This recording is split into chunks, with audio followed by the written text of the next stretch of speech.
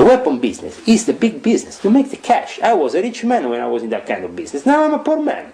Well, the difference is now I'm an honest man. Before I was a crook. That is something that people are waiting for. Everybody's waiting for 2012. Why they're waiting for 2012? Why? Because they are hoping that this will lead to somehow a cosmic consciousness and the unveiling of certain energy. And that's true. Why? Because you are a corrupt nation, subservient to a Vatican, subservient to the Zionists, subservient to a new world order that, in my opinion, is completely corrupt.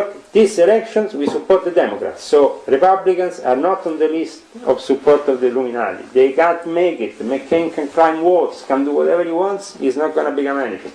And you go and study the history of the Vatican, you will find that from Papa Onofre to many other popes in the Vatican, they have been practicing magicians, parts of Freemasonry, Grand Masters from various traditions, sometimes officially not recognizing each other, but still meeting there. Why? Because the Comedy of Monte Carlo is a weapon dealer's place.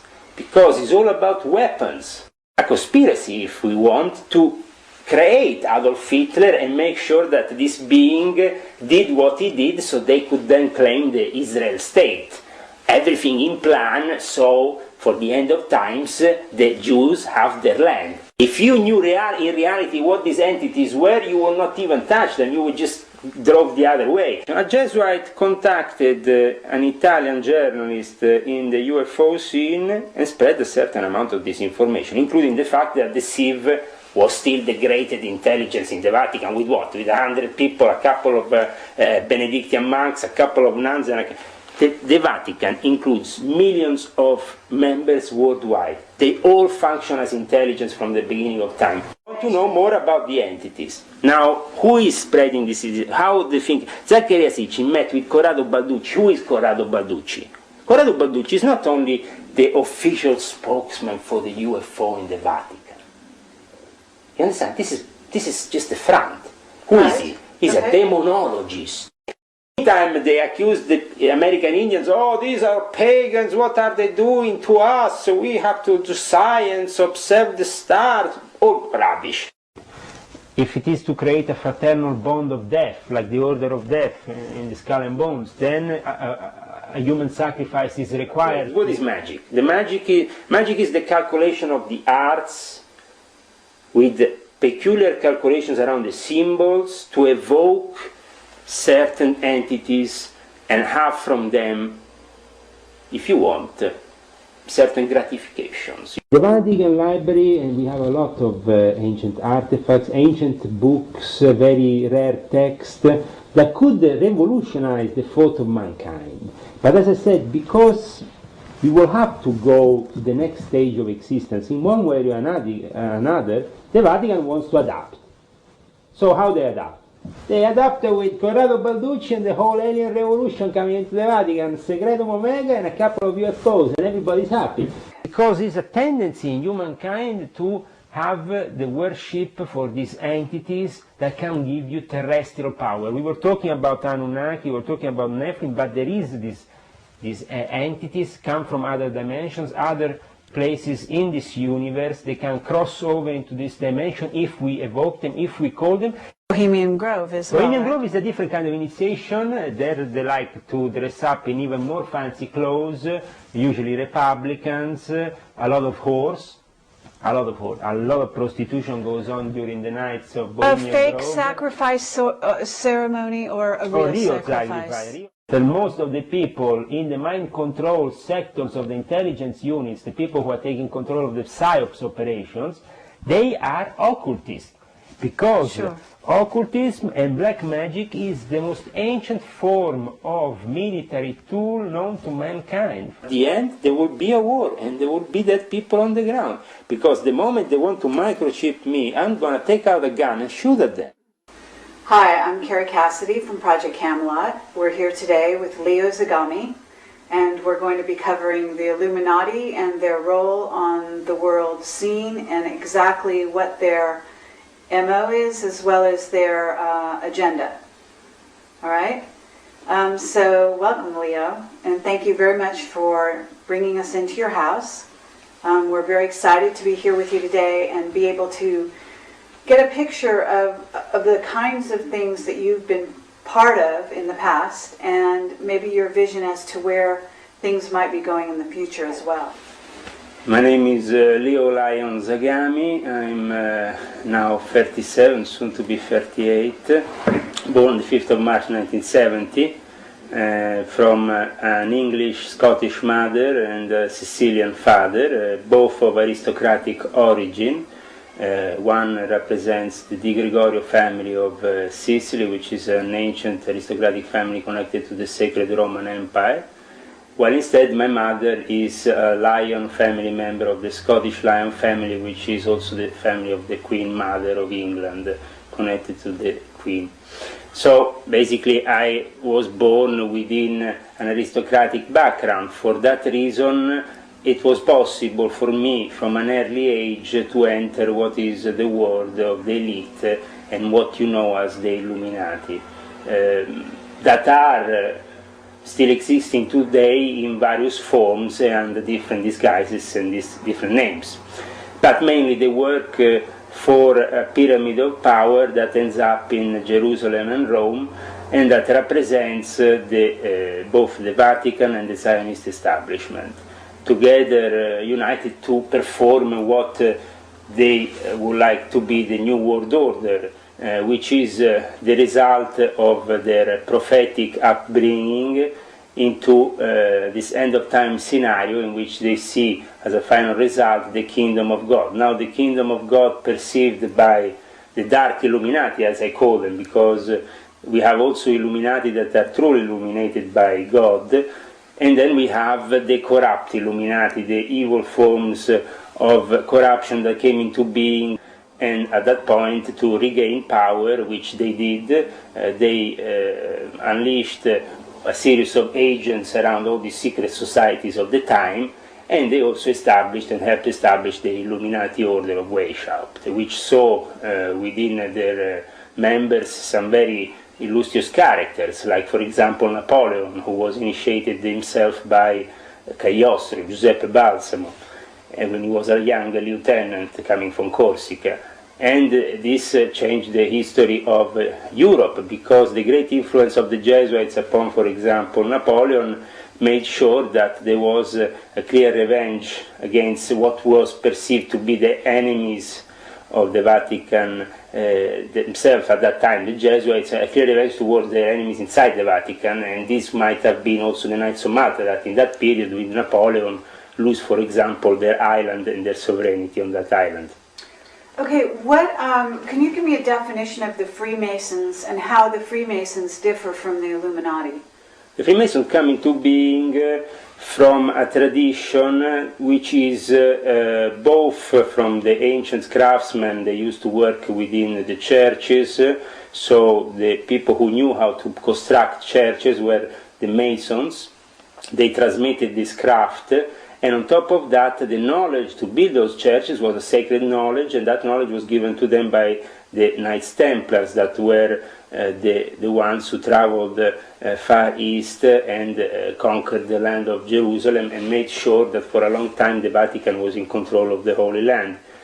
And so there is basically an ancient tradition that forms the Freemasons, but it's a self-made sometimes tradition with a lot of legends that have been deliberately created to misguide people and manipulate them. So then we have also the birth of the high degrees of Freemasonry, which are typical to what is known as the Scottish Rite system, for example with Cavalier Ramsay, which represented the Stuart family, which was a Scottish family that wanted to get into the throne of England for a long period of time, but the Hanoverians had their best, and the Hanoverians created themselves their own form of Freemasonry. So in a way, Freemasonry was born with these two different oppositions inside, but they were oppositions just for the lower level of the pyramid, because on top everything is united.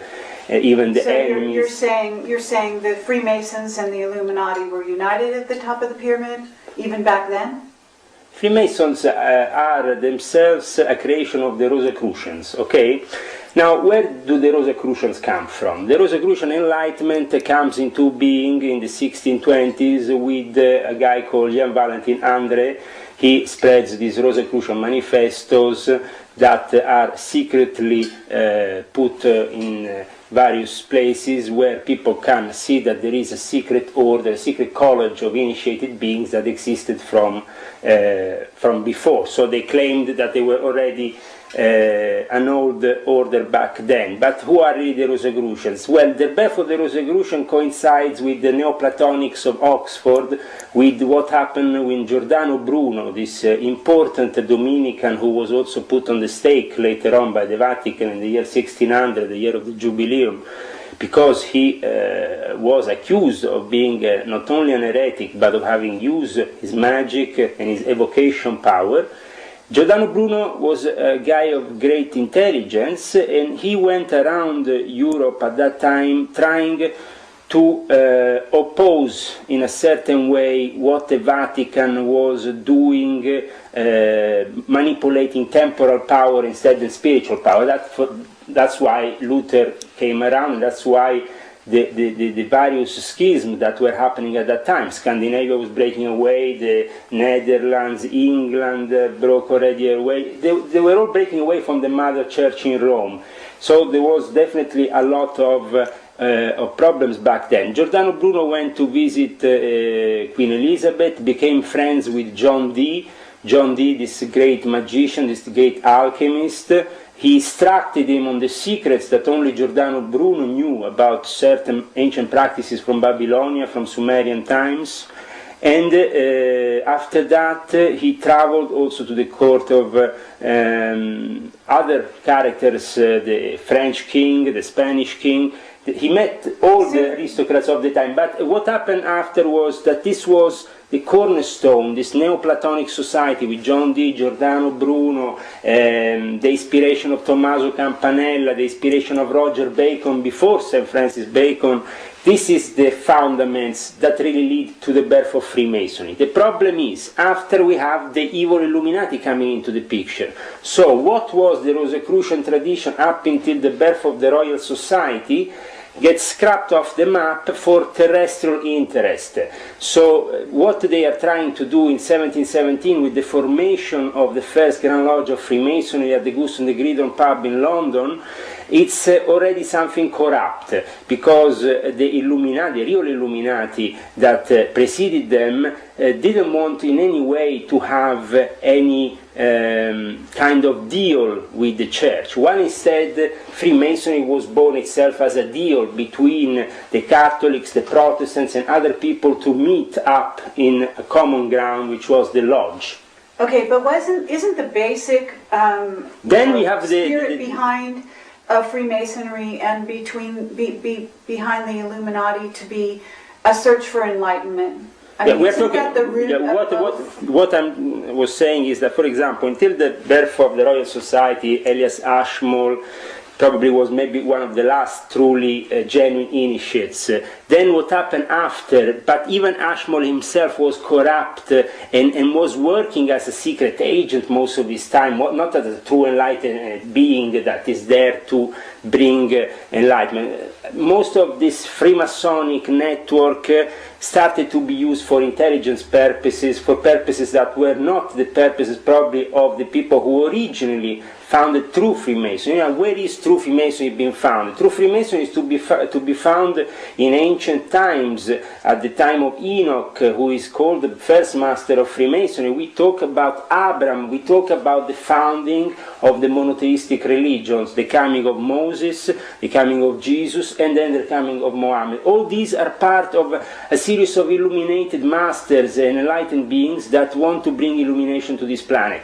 Unfortunately, all the religions and Freemasonry included in all this has been corrupted by mankind. The intentions originally of these systems might be genuine, but these days, for example, Freemasonry, what is Freemasonry? For most people, is a boring club of middle-aged people that go and smoke cigars, have a nice dinner after that, some charity to justify their evil means. They give a lot more they are evil, more they give charity in a certain way to cover up their evil, but this charity is tax deductible, so it's not really like they have no interest in doing this charity. There's always a tax deductible profit being well, made. is the root of it the Catholic Church trying to earn to basically sort of turn itself into to the rulers of society and owning all the money, and is money at the root of the corruption? Is that your understanding or no?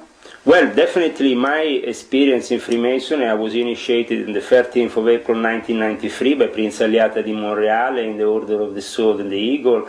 I soon joined the Supreme Council of the 33 Degree. As an aristocrat, I got initiated by a family friend, somebody who was close for many centuries. Their family, the Aliata family in Sicily, is close to the Di Gregorio family. So this, for aristocrats actually passing on high degrees or masterships within Masonic orders is not so unusual. In America it's unusual. In fact, a lot of viewers from America, when they see me talking about the Duke of Kent, the Marquis of Northampton, or the Prince in Italy, or the Prince of Monaco, whatever, being in charge of orders, Masonic things, they kind of tend to say, but it's not really how we been brought up in America, because here Freemasonry is a common thing for everybody. First of all, Freemasonry in America is not for everybody, because there's been a lot of racism, and that's why Prince Hall Freemasonry is born. That's why in the year 2008 we're probably going to have the first Freemason from Prince Hall Masonry to become the President of the United States, which is a 32-degree member, which is Barack Obama.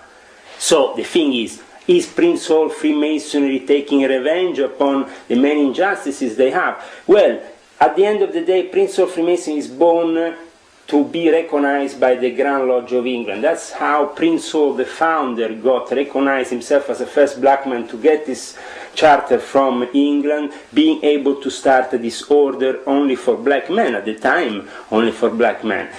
And but what is the significance of that? The thing is, the Prince of Freemasonry comes into the realm then of being to be subservient. In fact, nowadays is recognized for the first time in the last, since I think 2001 or recently, a few of the Prince of Freemasonry lodges start to be recognized by England officially. Now they are officially being submitted to the power of the United Kingdom Lodge of England, because when you get the recognition from the United Kingdom Lodge of England, at that point you're just aiming to become part of that chain that is born upon an aristocratic chain, because I said the Grand Mastership is given to the Duke of Kent, the Marquis of Northampton. Who are these people? These people are in reality in charge of holy orders also for the Church, for the Anglican Church, but connected to the Catholic Church, because, for example, the Knights of Malta, when the Reformation came into act, split themselves and became Knights of St. John in England, Knights United Order in Sweden, and a network of Knights of Malta under the sovereign monarch. But the sovereign monarch himself, to wear that cross, is a copyright. You have to pay somebody. Sooner or later, that copyright will always link you to the Vatican, and every sovereign monarch in Europe has been submitted to the Vatican power, even after the Reformation, because they were very clever to say, we want to ask independence. But that was so the king could have many wives, the other guy could divorce, and anybody could do what they wanted. But the root of power is the Vatican also has a bank. And I was a Freemason belonging to the Monte Carlo Lodge, born out of the P2 Propaganda Lodge of Licio Gelli. The Monte Carlo Lodge, founded by Ezio Giunchiglia, William Rosati and Licio Gelli back in 1976, and modified during the course of time, stayed as the Committee of Monte Carlo, a representation of senior Freemasons from all various parts of Freemasonry, Grand Masters from various traditions, sometimes officially not recognizing each other, but still meeting there. Why? Because the Committee of Monte Carlo is a weapon dealer's place, because it's all about weapons. Okay, it's about the sale of... It's about economics, it's about running the world. It's about doing wars, it's about selling weapons, it's about making money. That money goes into banks, the bankers are very powerful, but also the weapon dealers are very powerful. Okay, but who's at the top of the pyramid? Who specifically? Is it the Pope or is it someone else? Or is it the black? We have to first of all divide power into temporal and spiritual power, right. Okay? But the thing is that these two things are linked, like two keys or two eagles watching one side or the other, like the 33-degree Masonic symbol. This is the oppositions watching each other, but linked still. And obviously the Pope was always linked with the Emperor. So if the Emperor today is the President of the United States, but still under the Pope, because the spiritual blessing comes from the Pope. Okay, the Pope structure then the Pope has... is a very old man. Is he really in charge or is someone else in charge? We have the Pope, then we have the Jesuits. And many people say, are the Jesuits in charge? The Jesuits are in charge for many years of the Secret Service of the Vatican. Okay, which is but do also... you know these people? Yes, I have photos, if you want, with the head Jesuit of the Interreligious Dialogue Department of the Jesuits. In fact, recently I have been accused on the internet of being myself a Jesuit agent because there is pictures of me with senior Jesuits.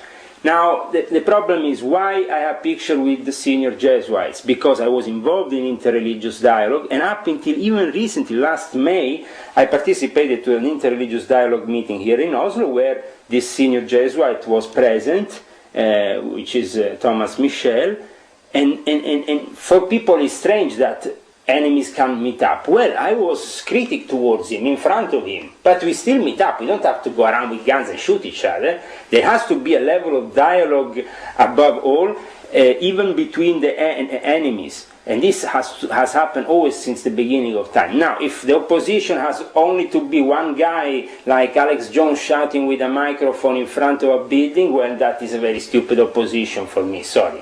Opposition has to be a constructive opposition. We have to propose some alternatives, discuss some possibilities. Okay, but what alternative would you suggest? I mean, what is your vision, or what would your vision be? How would it be different than the Jesuits say? Vision for the world? Different spiritual path, different occupation, different preoccupation. What would you be how would you be differing from him? Sure.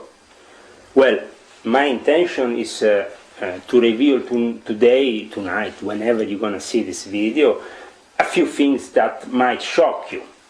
Like, for example, the revelation that in the Vatican himself we have over 40 cardinals that are Muslim and that are practicing the Jehoshaphat, which is a specific holy book that the Muslims use for specific purposes, and called the Jehoshaphat al-Kabiri.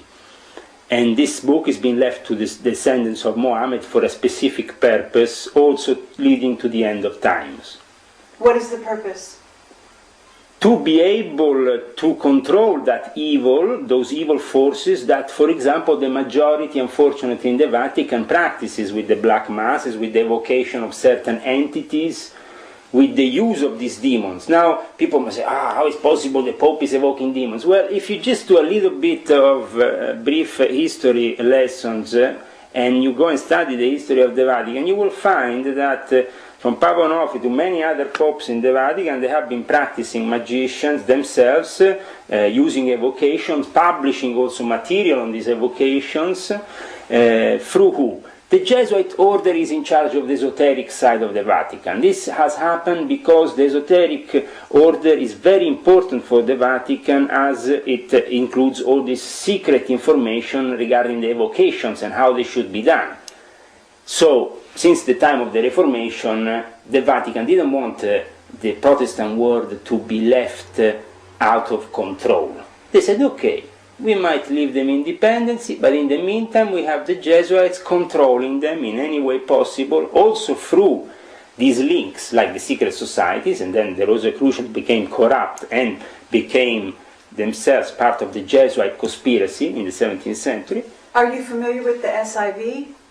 The SIV is a secret intelligence of the Vatican, supposedly, came into being during the period of the Second World War. The fact that it's still operative is a minus group of people compared to the Secret Service of the Vatican in the Knights of Malta. The Knights of Malta are the biggest secret service in the Vatican. They have diplomatic immunity, they have international sovereignty, they have a Grand Master which is totally sworn to believe that he has to be the true defender of the Pope, and inside his membership he has the head of the intelligence of the MI6, the head of the CIA, the head of an NSA. The top cosmic secret is for them no secret in the Vatican headquarters. When you are in charge of the Vatican Library, and the people in charge of the Vatican Library are the Jesuits, then you have the Knights of Malta. So basically the SIV what is? SIV was and still is, but limited compared to how it was used during the period of the Second World War, immediately after the Second World War, because after the Second World War it had to be used for the protection of those Nazis that needed to go in safe places, in the hands of the Americans, in the hands of... So, okay, why protect the Nazis? Protect the Nazis because the Nazis themselves were actually born out of a conspiracy, if we want, to create Adolf Hitler and make sure that this being did what he did so they could then claim the Israel state. Everything in plan, so for the end of times the Jews have their land, as it's figured out in the ancient prophecies. So everything has to work in that way. So the Knights of Malta, as I said, are themselves the head intelligence operatives in the military field. The Jesuits in the information and disinformation field. Now, what happened with the SIV? The SIV, as I said, in the last 50 years has not been incredibly used, but sometimes it came into action. Though the fact that members of the SIV.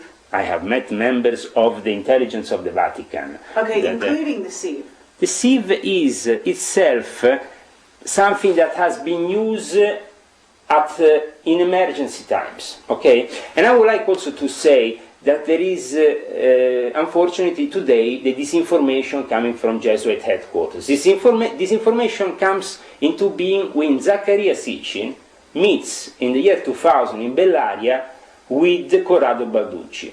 Zaccaria Sitchin also gets invited by the Pope, John Paul II, visits secretly the Pope in the Vatican, takes from him instructions to write his pile of rubbish, which is the End of Days book that he has brought into being lately. You're saying Zaccaria Sitchin was told to write this book and was instructed on what to write? Zaccaria Sitchin was indeed instructed because he can't tell the truth. This guy is deliberately spreading this information because he can't reveal really the truth without causing problems for his cause, the Zionist cause, the cause of the Vatican, which he has embraced. Are you saying that Zaccaria Sitchin is a member of what? The Illuminati? Absolutely. Zaccaria Sitchin is a member of the New World Order used to spread deliberate disinformation. Let's say, I want to just make you figure out how this happened. When, at the end of the 90s, in the alternative media, certain information started to spread, especially regarding these Anunnaki beings, call them Nephilims, call them however you know. Now, what are they really? Do they really want you to know what they are? No, they want you to know what they want, you know, how their idea that they want to spread is something of a pre-constructed idea, which is disinformation. It's not the real thing. If you knew in reality what these entities were, you would not even touch them. You would just drove the other way. Well, tell us what is the real nature of the Okay, no, but I tell you, just a second. From your point of view. No, but this is interesting how the Jesuits spread this information. A Jesuit contacted an Italian journalist in the UFO scene and spread a certain amount of disinformation, including the fact that the SIV was still the greatest intelligence in the Vatican. With what? With 100 people, a couple of Benedictine monks, a couple of nuns, and the Vatican includes millions of members worldwide. They all function as intelligence from the beginning of time. They all go to confessions. The Catholics, well, they are part of an intelligence system run by the Vatican. That's how it is from the beginning of time.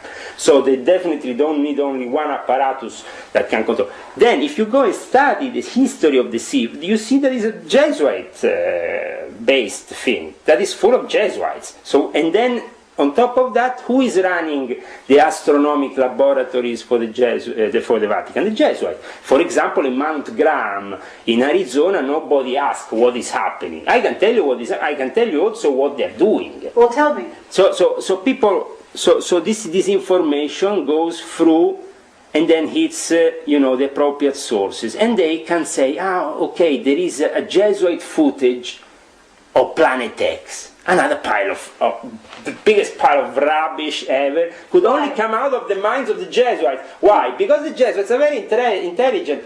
They can figure out how to take, sorry if I say very lower, the piss out of anybody, because they are really masters of deception. I work with them. I will show you some picture after of these people, but how they work is... But what is their motive for this disinformation? So you want to know more about the entities. Now, who is spreading this? How they think? Zaccaria Sitchin met with Corrado Balducci. Who is Corrado Balducci?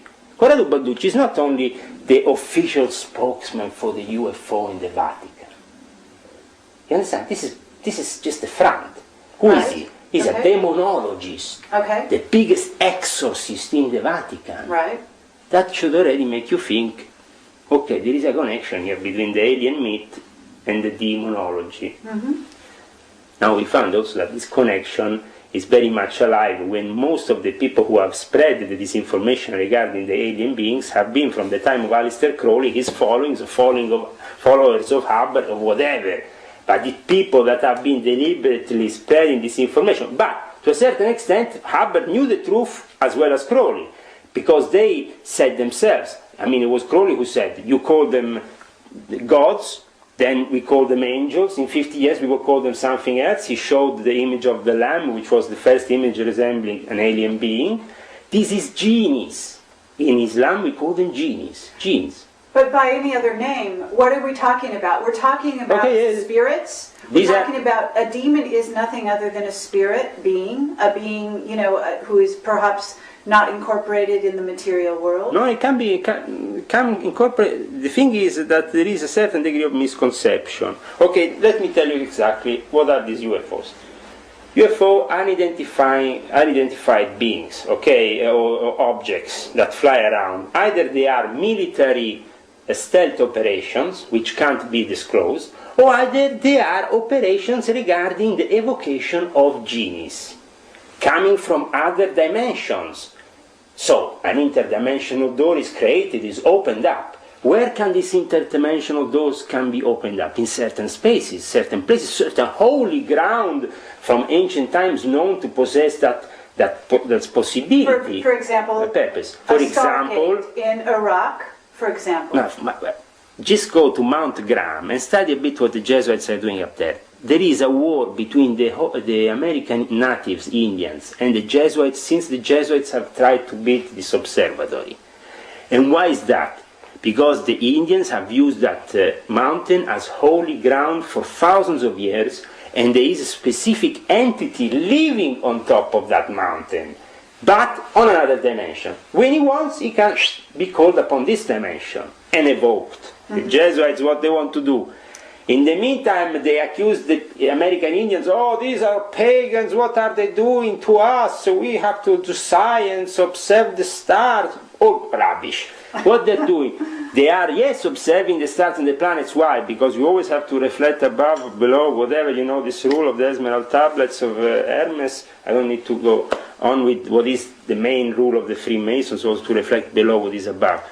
But it is to evoke these entities in a specific time frame, and this has to be carefully calculated. What is magic? The magic is the calculation of the arts with peculiar calculations around the symbols to evoke certain entities and have from them, if you want, certain gratifications. You can work with them. I, for example, can tell you a story which is a family story from a relative of my wife, actually, who I think his uncle or his grand uncle, whatever, who started working with these entities, these genes. Why? Because he had a little how you say, a little ranch style, American style, you know, they call it ranch, how you call it, you know. A ranch? Yeah, where you have animals, where you have, where you're planting things. So he was alone. He wanted to find some workers.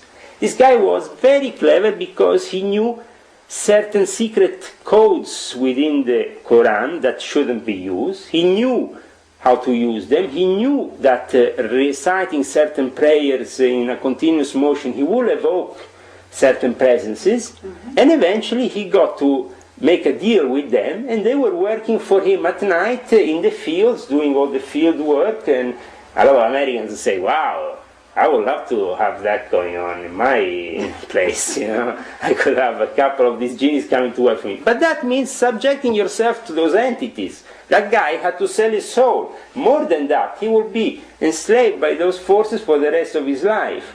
In fact, he had to continuously recite these prayers and then not recite it at certain times and whatever, otherwise he will create for himself a disaster.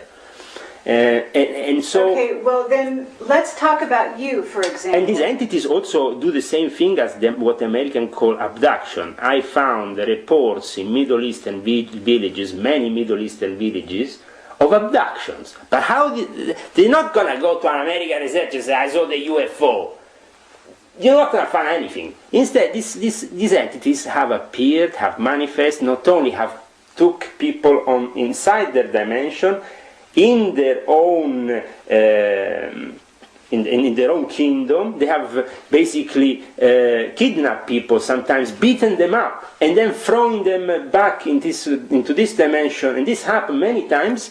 But obviously, for the Middle Eastern person, they call it using a different language to deal with these entities. We're definitely using. Who cares what you call them? I know, but we have to be specific here, because the moment you call them UFO, you are doing exactly what the enemy wants you to do. The moment you call them aliens, you're doing exactly what the enemy wants you to do. Let's talk about your background a little bit. No, but let's finish about Planet X, because Planet X is very important. If we don't finish... Sure, we want to go there, but I'd like to first talk about, you must have evolved, you have not sold your soul, is this correct?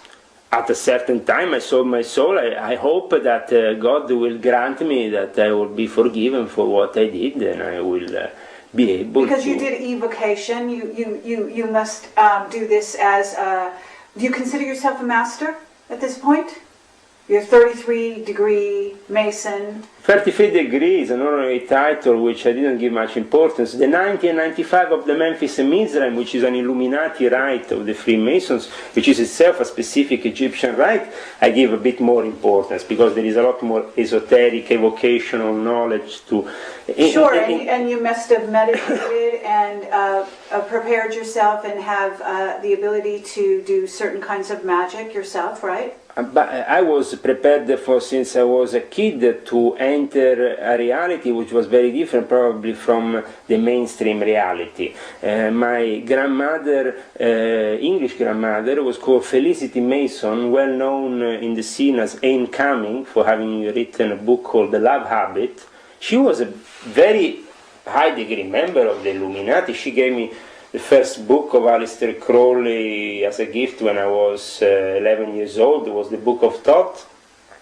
And from her I learned a lot of things. She had friends, incredible friends. I mean, you can go and check, even on the internet, the friends of Felicity Mason was Brian Geis and William Burroughs. William Burroughs, one of her best friends, and I met incredible people, from the Pet Shop Boys to Sting, to all the singers, the rock artists, but at the same time also the writers, very avant-garde. I met Brian Geison in person more than one time. Well, I met also when I was magic and not be an evil person, isn't that right?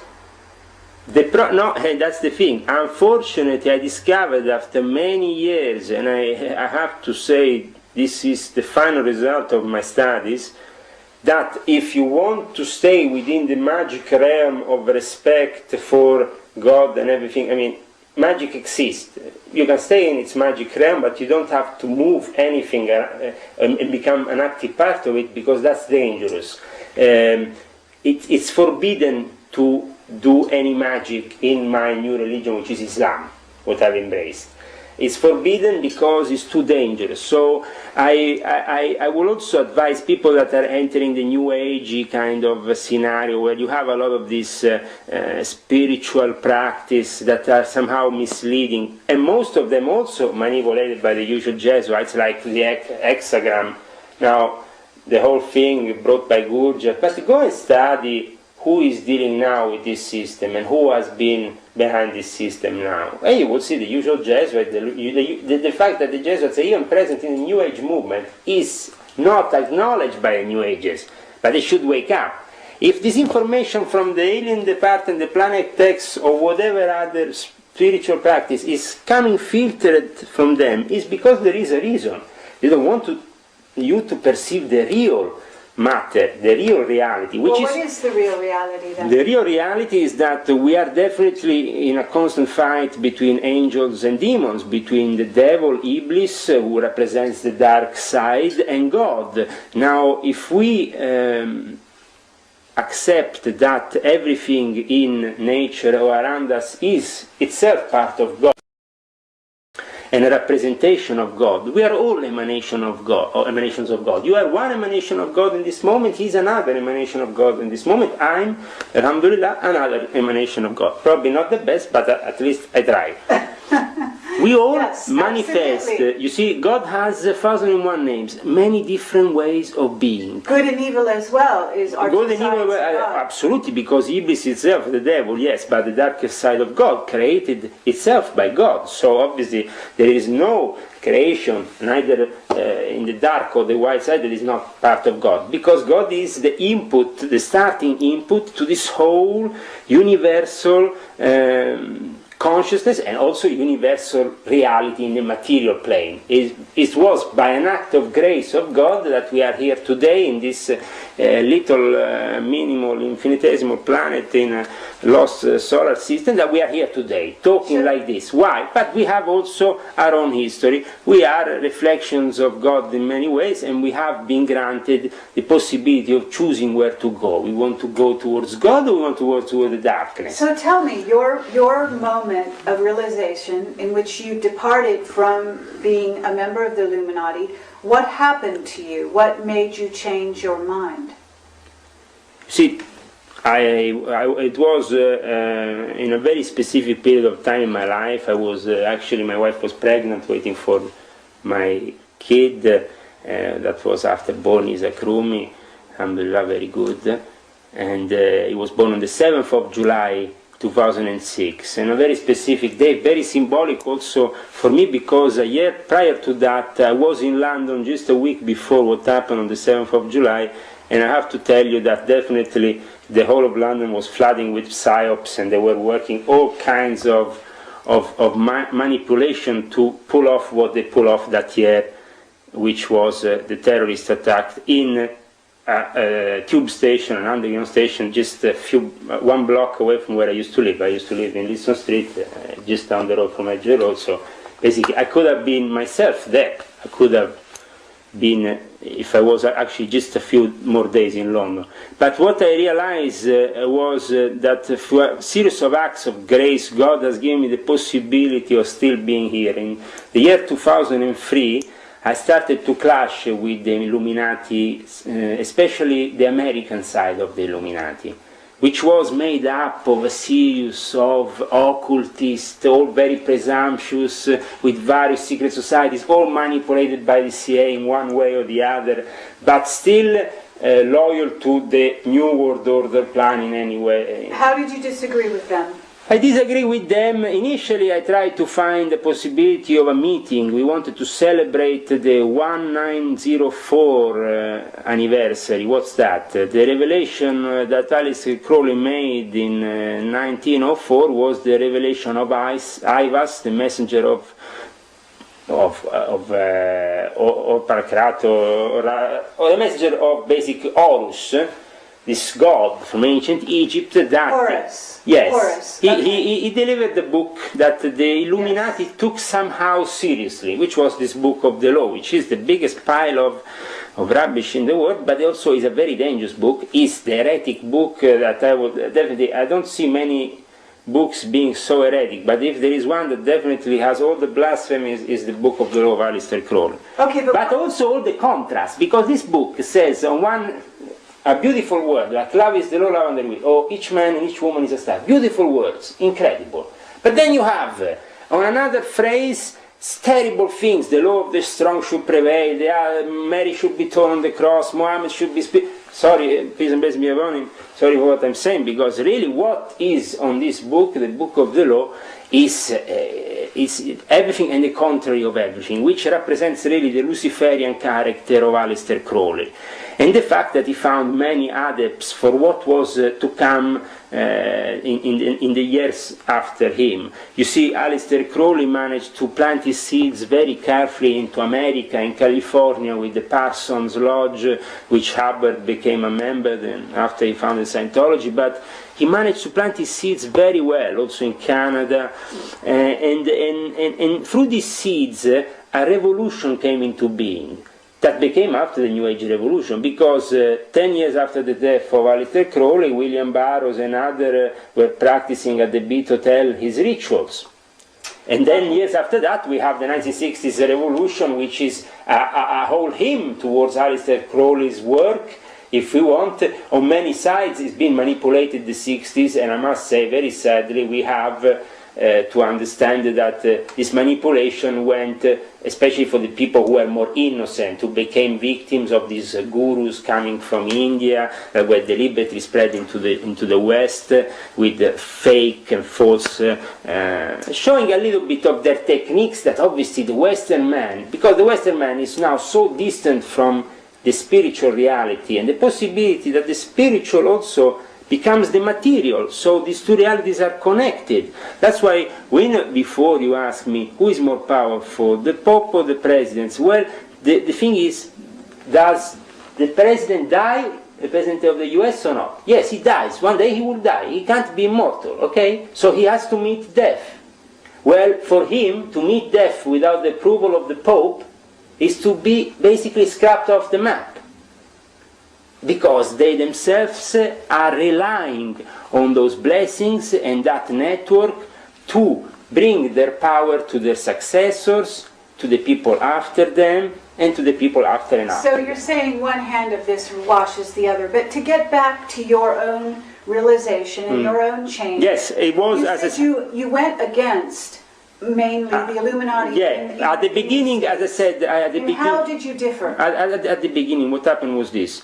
I wanted to see if it was possible to give a stop to certain practices of evocation of certain demons that were really dangerous for mankind. I thought at that point I could eventually move on the positive side of things, this movement, also the esoteric movement, which is very powerful also, and taking a lot of people within the New Age field and bringing them somehow towards the realization of something more positive. I thought that Aleister Crowley was definitely not positive, because it's not the way forward. Aleister Crowley has been put there for a purpose, which is to be the beast. Now, the beast is not the best character you have in the apocalypse. So, in the transformation towards the end of time scenario, and the realization of a revelation that is something that people are waiting for. Everybody's waiting for 2012. Why they're waiting for 2012? Why? Because they are hoping that this will lead to somehow a cosmic consciousness and the unveiling of certain energy. And that's true. The manifestation of these energies upon Earth will be very strong, because the cosmic scenario, the alienation, the way the planets are coming together, the stars and the whole universe, is something that happens to be connected to the holy number of God. For the Illuminati, this number is 25920, 25,120. Part of it is 2,160. This becomes the change of an era. In Stonehenge, from the Eastern Gate, we will see the sun. That will be the moment of change for humanity. From a certain age, we enter another age, which is an age full of psychic power and of metaphysical strength. And we have to deal with it, but the powers that are on top of us, what I have been fighting now since I came out of it, is people that unfortunately want to use these powers to their own advantage. If the guy from the CIA will go to that Grandmaster, to Lon Duquette, for example, is a famous occultist in the US. He has written many books. He's the guy who writes the introduction for Aleister Crowley manual. What is the name again? Lon Milo Duquette. He's the Grand Secretary, Deputy Grandmaster, I think, of the OTO, Ordo Templi Orientis. He's living in California. I met him. He came here to Norway. I took care of him in London at the time in 2001, just prior to 9/11. We were together. There was a secret gathering here of the Illuminati in the mountains here in Norway, of this branch of Illuminati, because I don't say that the OTO is all the Illuminati. No, there are small branch dedicated to manipulate the young culture especially, because each one has their own specifics in this new world order. The Rotary Club is built for the businessman, then if he wants something more of a thrill, then give him a fancy apron, lift him a couple of sleeves, initiate him to Freemasonry, then after that, if you see that the guy is ready to be manipulated even more, well, at that point you get him into the elite. You get him into the Illuminati orders. You have the Martinists, you have the Rosicrucians. All these orders have been corrupt by greed. In the West, there is no such thing. You were a host to this head of the Illuminati in the United States. Yes. You're calling him. No, well, he's the head of the Ordo Templi Orientis Illuminati, which is the official representatives of Aleister Crowley. They are the ones who have the copyright over the works of Aleister Crowley. Fine, but did you find him to be under the thumb of the Jesuits? No, under the thumb of the CIA. The CIA. The CIA. Because the CIA is under the thumb of the Jesuits. Listen a second. Okay, he was under the thumb, on one side, he was under the thumb of the CIA because he wanted to be a loyal American, a patriot. He thought that by working with them he could help them with his knowledge. He's particularly clever with the Tarot. He's the Grand Master of the Tarot Association in the United States, I'm talking so.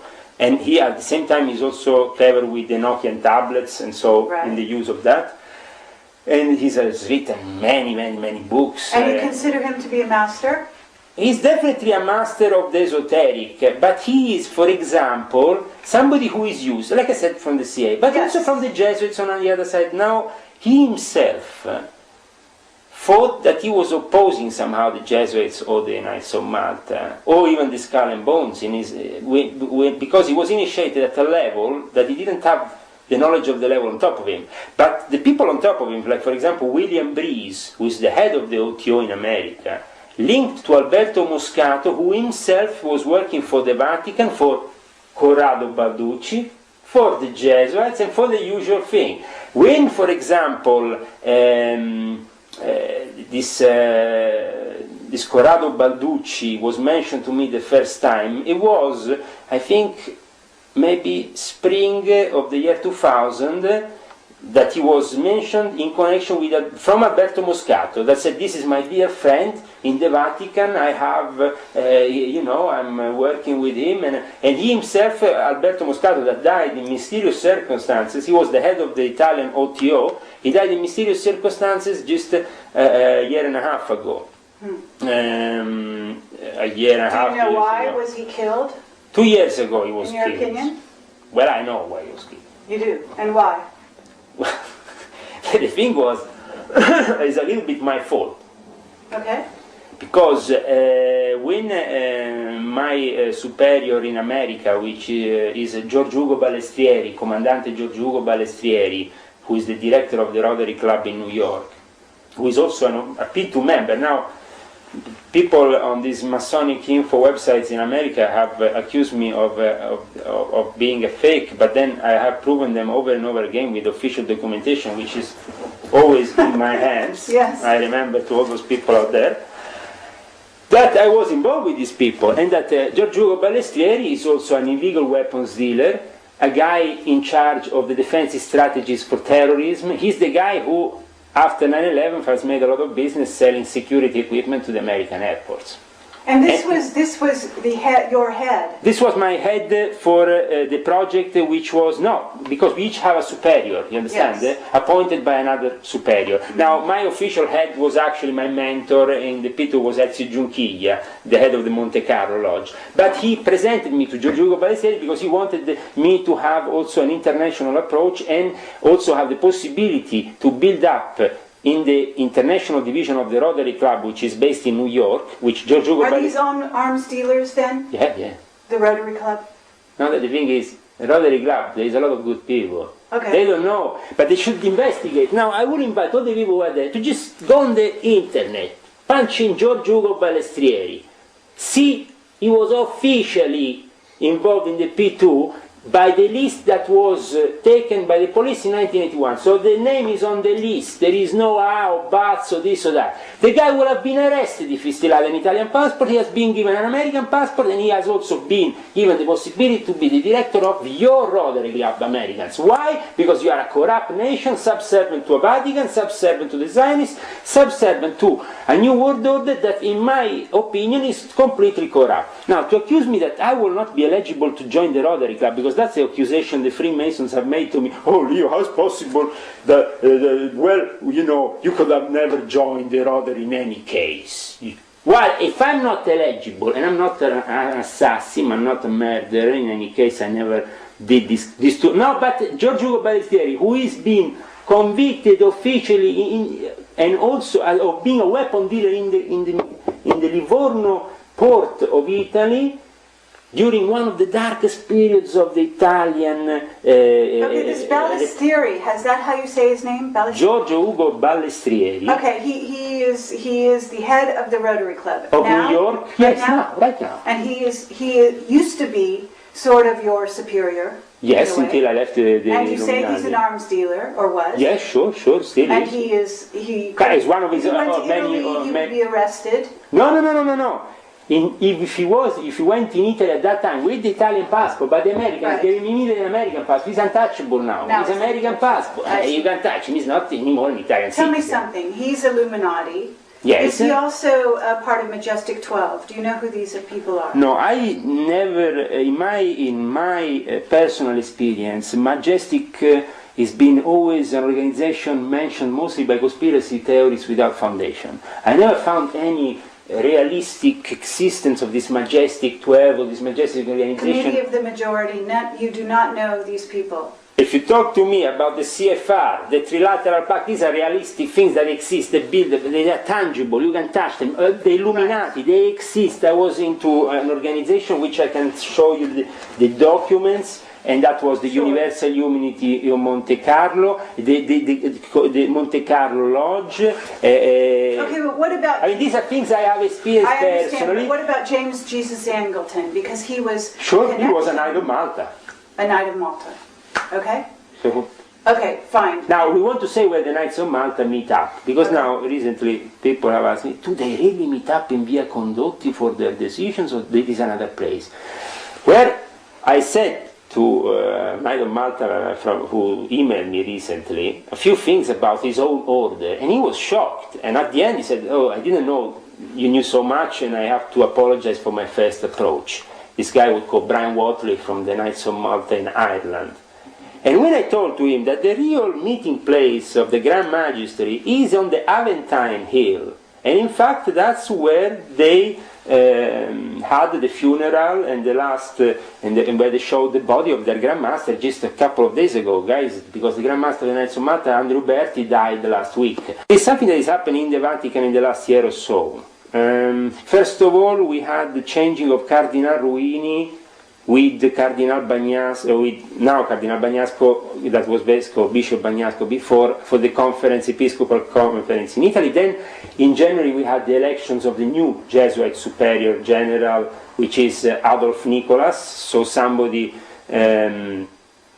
who is now completely different from Hans Kovenbach as a character. He's coming from a different experience, though obviously the aims of the order is always the same. I know that Adolf Nicolas has been also close to Thomas Michel, which because they both come from Asia. One was in charge of the province in Japan, the other one in Indonesia, and so they were close friends in their work.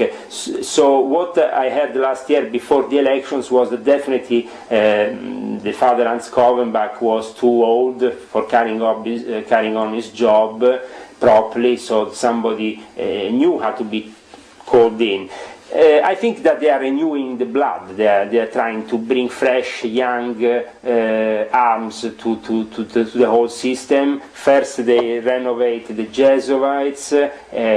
Obviously, they couldn't kill Kovenbach, so Kovenbach himself is a little bit too much of a manipulator and will not have been so killable. While instead I have a couple of doubts on the sudden death of Andrew Berti, especially after just a few weeks after the election of the new Superior General, because he was in quite good conditions. He participated to all the latest diplomatic meetings of the Knights of Malta with various heads of states and things like this, so it came to me as a strange news. Though I'm not anymore in that circle, I can't confirm or not if there has been some kind of murder behind the scenes. But in the Vatican that's very highly possible, you know, to change somebody. Are you still in touch with some of the people that you knew? Some of the members that were close to you back then? Yeah, some people, very few though, have the courage to still... I have actually even a Masonic obedience in Italy, which is called Grande Oriente Italiano di Piazza del Gesù, which is not connected in any way with what I was doing prior. They invited me to participate to a lodge meeting on the 10th of January in Rome. So I basically, for the first time after 2 years, participated to a Masonic lodge meeting in a lodge that invited an anti-Mason, or at least somebody who is perceived as such by the majority of Masons. But for people, why they did that? Because their own obedience is not corrupt. It's not fearing. They had contacts with the Jesuits, with Padre Caprile in the 70s, their Grand Master prior to that. They always been, this is a Scottish Rite system, so they have a tradition which is obviously of quite linked to the Vatican in some way, especially because they are Grande Oriente Italiano di Piazza del Gesù, which was specifically linked with the Vatican. But at least they had the courage to invite me in a fraternal way to a lodge. Instead they didn't do what the Grand Lodge of Maine did, which to write a whole page full of rubbish on me and accuse me of being this and that.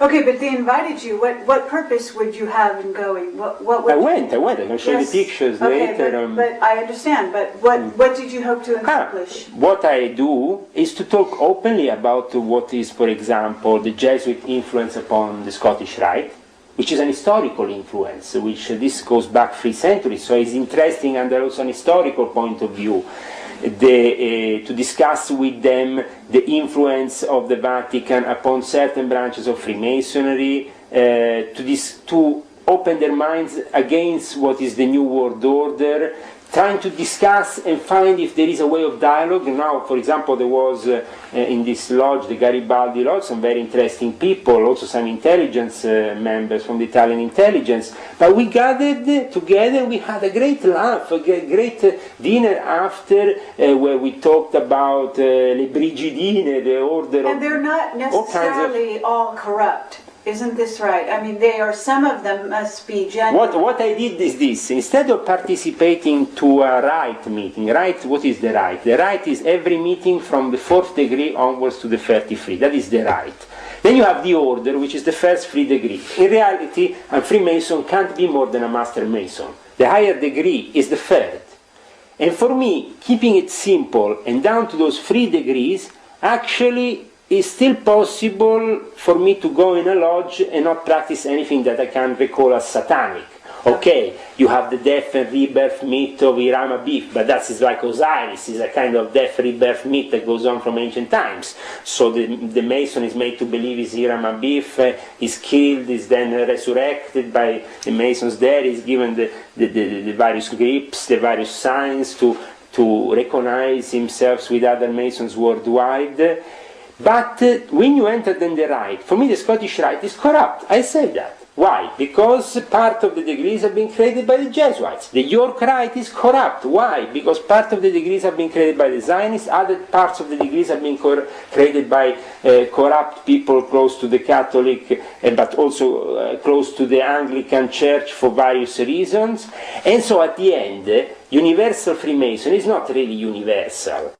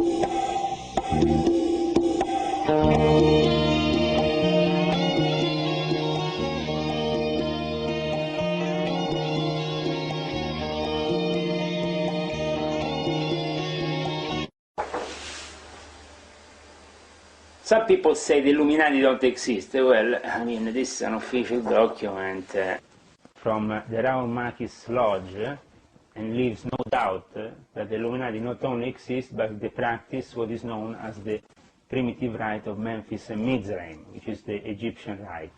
This rite brings them above the 33 degrees, because the Memphis and Mizraim goes until the 99 degrees.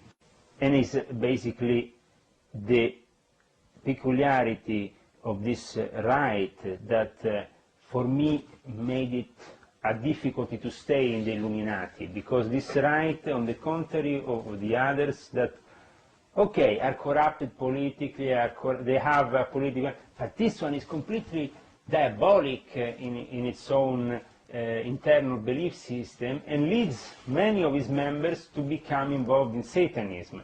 In fact, for example, heads of the Memphis and Mizraim in Italy, like Roberto Negrini, is involved in a satanic anti-Christian Ordo Tempio Orientis Fraternitas Hermetica Luciferiana, or there is many others like him in America that have, like Michael Bertiob, been involved in Satanism, and also close to Anton LaVey, I found a lot of other characters here in Europe that practice the Memphis and Mizraim. Here in Sweden, isn't this for the example, the Bush family also involved in the Illuminati and Satanism? Sure, sure. Each one is involved with their own orders, their own lodges, their own degree systems. The Skull and Bones have their own operational way of working, their own legends, the Knights of Euluga, a specific kind of initiation where you have the devil, Don Quixote, and the Pope. That should already tell you who are really the figures here that are in charge of the real power, because the Pope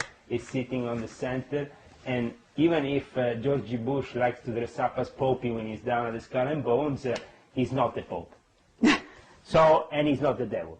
Okay, but is the Pope the devil?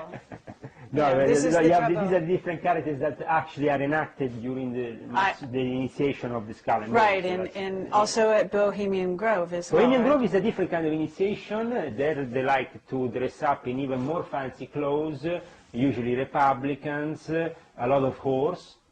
A lot of prostitution goes on during the nights of Bohemian A fake Grove. sacrifice ceremony or a real sacrifice? Real sacrifices at times when you have the most secretive operations that are aimed for, in some way, maintaining the real occult path of the structure, which is of worshipping an owl, of St. John of Nepos, this old character from Bohemia. And why Bohemia is so important? Well, Bohemian, because then you have also from Bohemia, you have Jacob Boehme, who was himself one of the most illustrious Rosicrucians of all time. Right, but the point of it is worldly success, is it not? Worldly success? I mean, in terms of Bohemian Grove, what is their purpose? The point for all these clubs is different. And it's created by the people who actually have created them, and then the people on top who manipulate them for their own purpose, whatever is the purpose. For example, is to blackmail people, their practices might be very twisted. If it is to create a fraternal bond of death, like the Order of Death in the Skull and Bones, then a human sacrifice is required to melt that bond together so those people feel connected by a secret that is impossible and to who reveal. and who becomes sacrificed in this situation? Is it a child? Now, what happens in the Illuminati by their own instructions is an ancient practice that was also done by the rabbis, in the most orthodox rabbis in since ancient times in Israel. And this is to create a fetus and sacrifices amongst the members of the congregation and eat this fetus. Really? So this is really what also Crowley described in the higher degrees of his Ordo Templi Orientis, and what is practiced, as I said, comes from an old, also Jewish practice, but where did they take this kind of practice? These practices are born from ancient times, from their captivity in Babylonia to their permanence in Egypt. Egypt is the example of what the Illuminati are. Now, I will show you also later a picture of how the lodge is here in Oslo.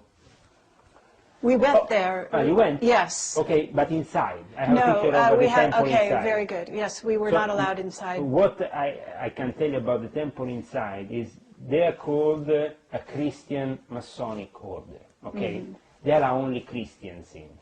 Many Freemasons around the world are actually horrified by the fact that here in Scandinavia Freemasonry can be so racistic, that can't include the Jews, the Hindu, the Muslims, because of their own Christian order of Knights Templars, because that's what they claim to be. You saw their cross in the symbol this, when you went to their headquarters, well, with the lion and, yes. And a red cross. And But you're saying this is inside, an emphasis. The emphasis outside is on Christianity. But if you go inside their temple, on top you will notice this symbol. Sure. That is nothing of Christian origin. You will notice that the temple inside, what is the Swedish rite, one of the most esoteric and most occult rites of Freemasonry, which is practiced here in Norway, is practiced in the whole of Scandinavia. So that means Norway, Sweden, Denmark, also practiced in part of Germany, practiced in Iceland, and also in parts of Finland.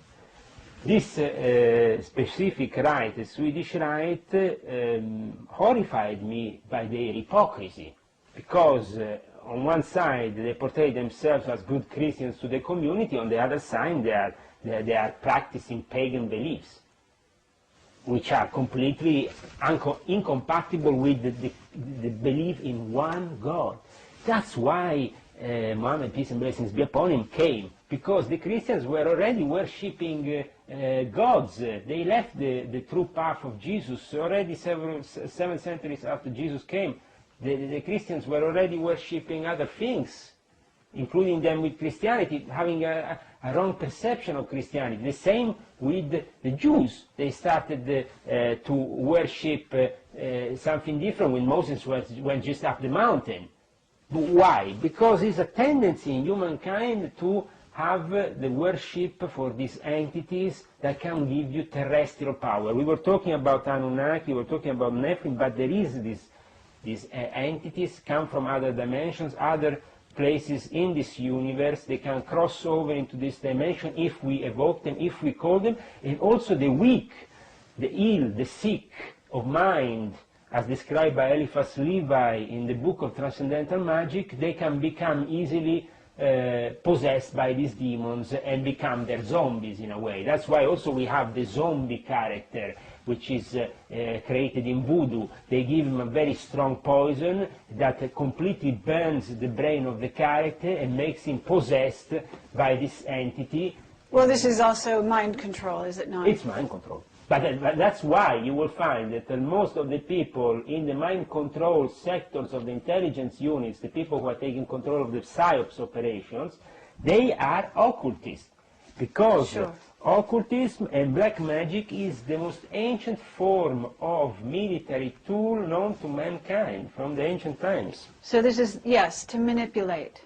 And also this is pharaonic. I'm against, since I, in June 2006, participated first to a meeting in Monte Carlo on the 1st of June. Then I went to San Cerbone on the 2nd and 3rd of June. I was in San Cerbone, a monastery near Lucca. And then after that, I left and went to Livorno, and at the Academy of the Military Academy of Livorno, I had a very illuminating meeting with Giorgio Ugo Balestrieri at the Military Academy, because he's a military, he's part of the naval of the military. I was with him for a whole day. After a long time that we knew each other, I really understood what these people were up to. It was illuminating for me to understand that they were totally taking advantage of me, and at this time they wanted me to infiltrate the organization of my wife. My wife is part of a Muslim organization that was co-founded by his father, and they know that this organization is a very big organization, very powerful. It counts millions of adepts, and for that reason they wanted me, and also it's a moderate Muslim school, the connection for them was too strong and too tempting. They wanted to use me in order to infiltrate this Muslim organization that is especially powerful in Turkey. And they are very interested in Turkey for various reasons. For that, Giorgio Ugo Balestrieri has been with another guy called Kan Soyak, which is a Turkish Freemason, Well, very big what's in the New York. purpose? Why is Turkey of such interest? Very important for the control of the whole Caucasus region, for all the ex-Soviet republics, Kazakhstan, Turkmenistan, Tajikistan, all this side of things is actually now pretty much under the control of Turkey, because Turkey was able, after the fall of the Soviet Union, to build schools, to build a link with these republics, that some of them have also oil. And for that reason it's very important that you have the control of a very rich area, and very tactical, very important for the Americans, for the New World Order to be in control. For that reason, in 2000, it was, I think, April 2000, and I don't know if it was 2005, 2006, when they came together with a special group of Illuminati meeting in Ankara, in Turkey, under the Rotary Club. So this meeting is recorded, you can go and check it out, with Commandante Giorgio Ugo Balestrieri did an invocation to the one God and whatever. He was covering up everything with a nice veil of, we are doing it for peace between religions, but in reality what? The guy is selling weapons, the guy is making money, the guy is interested in northern Iraq, the guy is interested in, because also there is northern Iraq, you have Turkey there. You have a lot of interest, and Giorgio Ugo Balestrieri has been personally involved in dealing with northern Iraq and making business in northern Iraq. Okay, but the Vatican must also be interested in oil if they're interested in weapons. Oil is fundamental. It's oil, weapons, and that's it. And then you have the banks. So oil and weapons are fundamental. I didn't mention the oil until now because I thought that was so obvious, right? Obvious. But the whole fact that they went to Iraq is just to take them their oil, and in Afghanistan to have control over. Okay, but what about free energy? Heroin. What about free energy? Because are you aware of free energy? Do you know what it is? Sure. And the Vatican is basically keeping hold of this scientific knowledge so that it doesn't get dispersed, so that people don't get but let me free tell you from why. oil. Let me tell you why. The thing is that this problem started, as I said, with Giordano Bruno nearly 400 years, more than 400 years ago, and that problem was that certain physical, but also metaphysical knowledge, scientific knowledge that could revolutionize humankind, could not be manifested on humankind without creating also a change in their belief system. Right. So the Catholic Church would no longer be in power. The Illuminati would not be necessary, right? If you don't depend on them economically, you're not materially, you're not tied to them spiritually Absolutely. either, right? The fact that they have control over certain things and that you are consuming those things is essential for this materialistic society that we have in place. This materialistic society is a reflection of the end of time scenario of the Kali Yuga, the last part of the Kali Yuga. Kali Yuga, this specific time frame described in the Hindu mythology, is a very dark period in which there is very little light, very few masters to be seen on the horizon. René Guénon himself, a very great initiate of Freemasonry, of the Illuminati, abandoned everything and became a sheikh and went to Cairo and became Muslim, alhamdulillah. Why? Because there was a reason. He had to save himself for what he had been involved. In fact, I invite everybody to read René Guénon, because even if he's a great traditionalist in a way, he was Catholic, but then he transformed himself for a reason. He saw what they were doing in the occult. He saw the corruption in the church and in all these groups that were surrounding the church. And for example, today, we have Gnostic churches that claim to have some apostolic succession going back to the time of Christ. They are all under the control of the Vatican. All under Even the Gnostics. All the Gnostics. I can give information, very detailed information about how the Vatican and the Jesuits keep an eye on all the Gnostic movements, on every wandering bishop. People like Stephen Heller, that I met personally, they are completely subject to the Vatican and to Freemasonry, being himself a 32-degree Freemason, Stephen Heller. And he represents one of the biggest Gnostic traditions these days in the United States. Bishop Heller, yeah, he does how it is. He's a very kind of Germanic character, yeah, but he wants himself, he's really typical Illuminati scam. If I have to say scam, it's scam, because these people are Nazis. Their approach is Nazi, but it's camouflaged in a way that they're always pro-Jewish. So they're, no, but we support Israel. They can't be. But they are in reality Nazi, and Israel itself is acting as a Nazi because of them, Right. So how does Zionism play into this? Because you're not talking about the Jewish people only. You're talking about Zionism as a religion, right? I don't have anything against the Jewish people, because myself I have close relatives, even Jews. I don't have problem with the Jewish people. The Jewish people are actually chosen by God for a specific purpose. That's not the ultimate. So how does Zionism play into the whole Illuminati story? The religion of Abraham got corrupted during the course of time. Certain families got corrupted.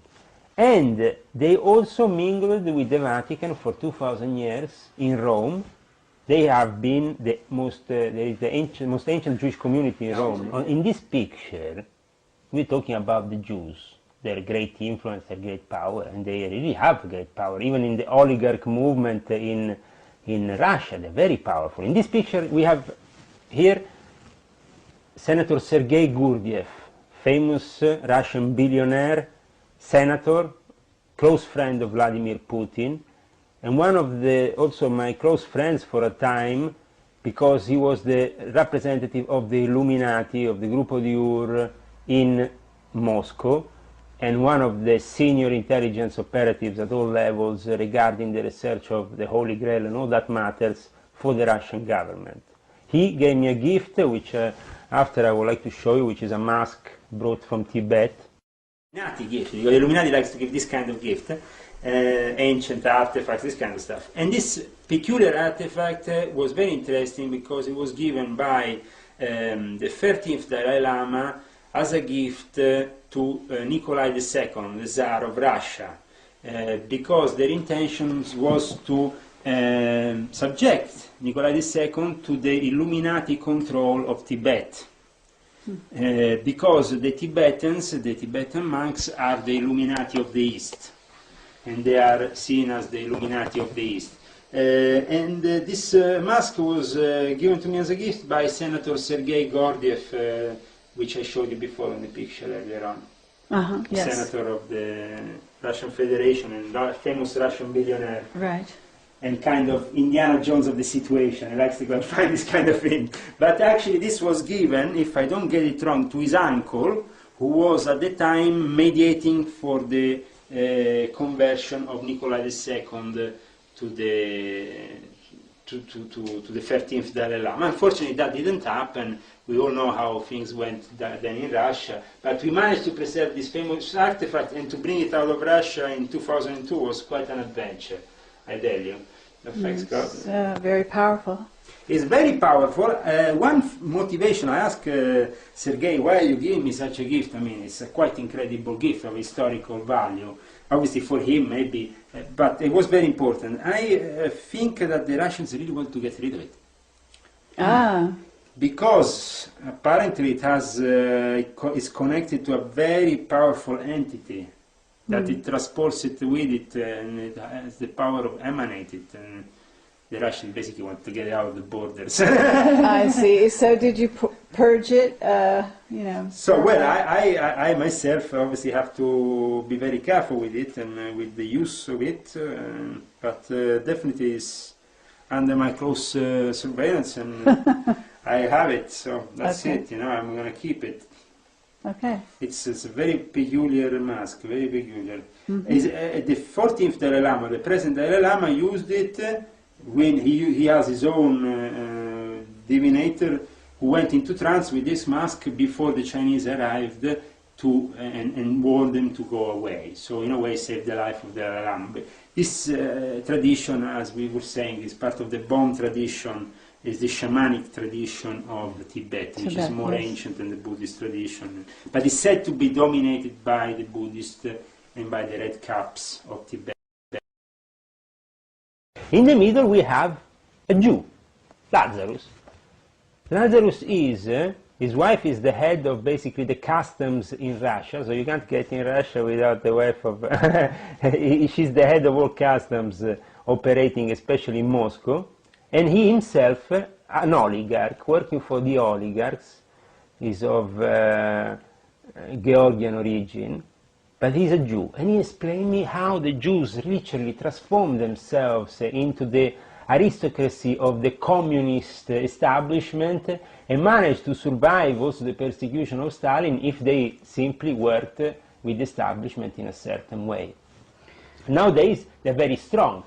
But for example, Senator Sergei Gurdjieff officially objects the Zionists. But when this other guy here gave him a $900,000 watch in front of my eyes, he accepted it. And why, you say, why a senator from the Russian Federation should accept such a gift? Because corruption in Russia is made with watches. There is $1 million watches. Once I had 3 of them on my table. And they're used for corruption by the Illuminati so they can keep on their oligarchy and all their practices so, without but being touched. how does Zionism serve the Illuminati's interest? You're talking about their vision of Armageddon because it is written so in the Bible? Absolutely. The Zionism, you see, is a corrupt branch of what is really the religion of Abraham. That was already corrupt for a long time and tried with Zionism, especially coming out of Ukraine, to gather power. But the Zionist families, like for example the Rothschilds, who have been so important for the implementation of Zionism, are themselves also working linked to the Vatican, because they are Knights of Malta. So you will say, how is possible Zionism and the Vatican? It doesn't really fit in. One should oppose the other. While publicly it might seem so, in reality they are completely connected. And I think that John Paul II made this quite evident when he called them our oldest brothers and embraced with so much love the rabbi in Rome, which I repeat, Rome is the oldest Jewish community in the world, so connected to Rome you have also this, and they worked for the Vatican. I saw Mossad agents in Rome from the Sonnino family, which I used to work with, involved with La Banda della Maiana, which was this fearsome gang of people involved with the P2, with the intelligence service, killers that were doing all kinds of weapons, cocaine, heroin, all kinds of business with them. And they were receiving every year a letter from Andreotti, which is a senior Democrat Christian, very well known in the Atlantic Pact, in the NATO. Andreotti is one of the key people in Italy, also as a politician still nowadays. He has been prime minister for many times. And he was is a senior Opus Dei and P2 member. But working with these people, I saw the power of the Zionist establishment. For example, George Ugo Ballesteri wanted to do a Isaac Rabi award. And I said, why? But because under the influence of the Zionistic element that is always there, and they like to go in Jerusalem, they have a specific place under what is the Temple of Solomon. Still nowadays they do this practice. They have a high priestess of Melchizedek. Now this high priestess is not really a woman, is a man-woman. Is a priest. There used to be a man and a priest and a monk, I think, working for the Vatican. He's one of the biggest experts of the Bible. He's now called Michela Mercenaro. He had a sex change, approved by the Vatican. Now she's working in some kind of university officially. In reality, she's working also for the police in their investigations in the occult and occult murders, but she's the high priestess of Melchizedek of the Order of Zion, and celebrates these occult rituals in Jerusalem with the elite there, and her function is to be androgyne, because half man, half woman. Mm-hmm. She can have this Zionist element is working. At times it has been opposing the Vatican, but at the end has decided, especially after the Second World War, to merge, and it couldn't be otherwise, because after the Second World War the Vatican became an American club. Also the Freemasons didn't exist inside the Vatican as lodges, but after the Second World War they were granted 4 lodges, a whole Grand Lodge set up in the Vatican with their own different lodges, with an official charter coming from America. You know? Okay. So the thing is, there was obviously an embracing also from the Vatican of what they have always embraced, which has been to be themselves head of these aristocratic families, themselves also involved with the Zionist families. Why? Because they were the bankers, so they had to be somebody who had to sponsor other people. There was a bank, and the bank is a very important thing for the Vatican. In fact, the IOR, la finanza dello IOR, the finances of the IOR, are fundamental for the Vatican.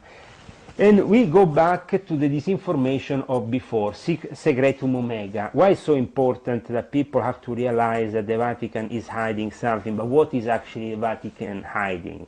The Vatican is hiding books and important rituals of evocation. What about the third secret of Fatima?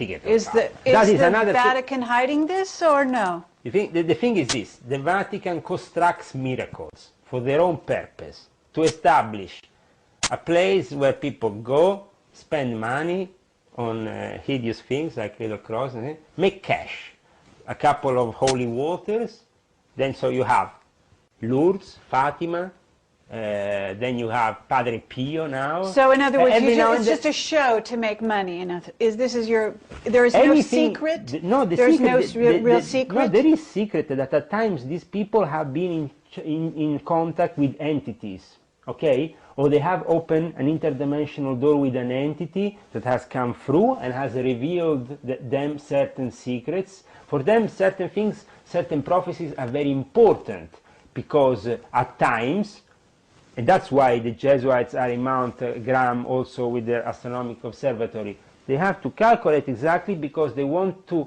avoid sometimes that the prophecy comes against them in any way. If the prophecy becomes enemy of their own project, then at that point that prophecy has to be scrapped off the map. The people that the prophecy can't come into being. Why? Because they are there making sure that that kid, if it's born that day, dies. Why? Because that kid will be an enemy of their order. and it's already for them, so there is been... Who is the Black Pope?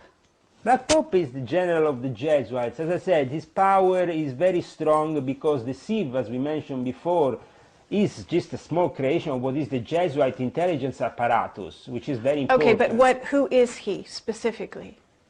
What's his name? Adolf Nicholas is the Black Pope now, is known. Okay, and is he going to be the Black Pope of Revelation? No, no, no. Then you have the Black Pope of Revelation. That doesn't need to be, there is, you see, there is a confusion here. There is always an element of confusion. And why? Certainly. Because when you have two elements, then you usually choose the wrong one, and the right one gets left untouched. So everybody is focusing, the Black Pope of Revelation is the Black Pope of the Jesuits.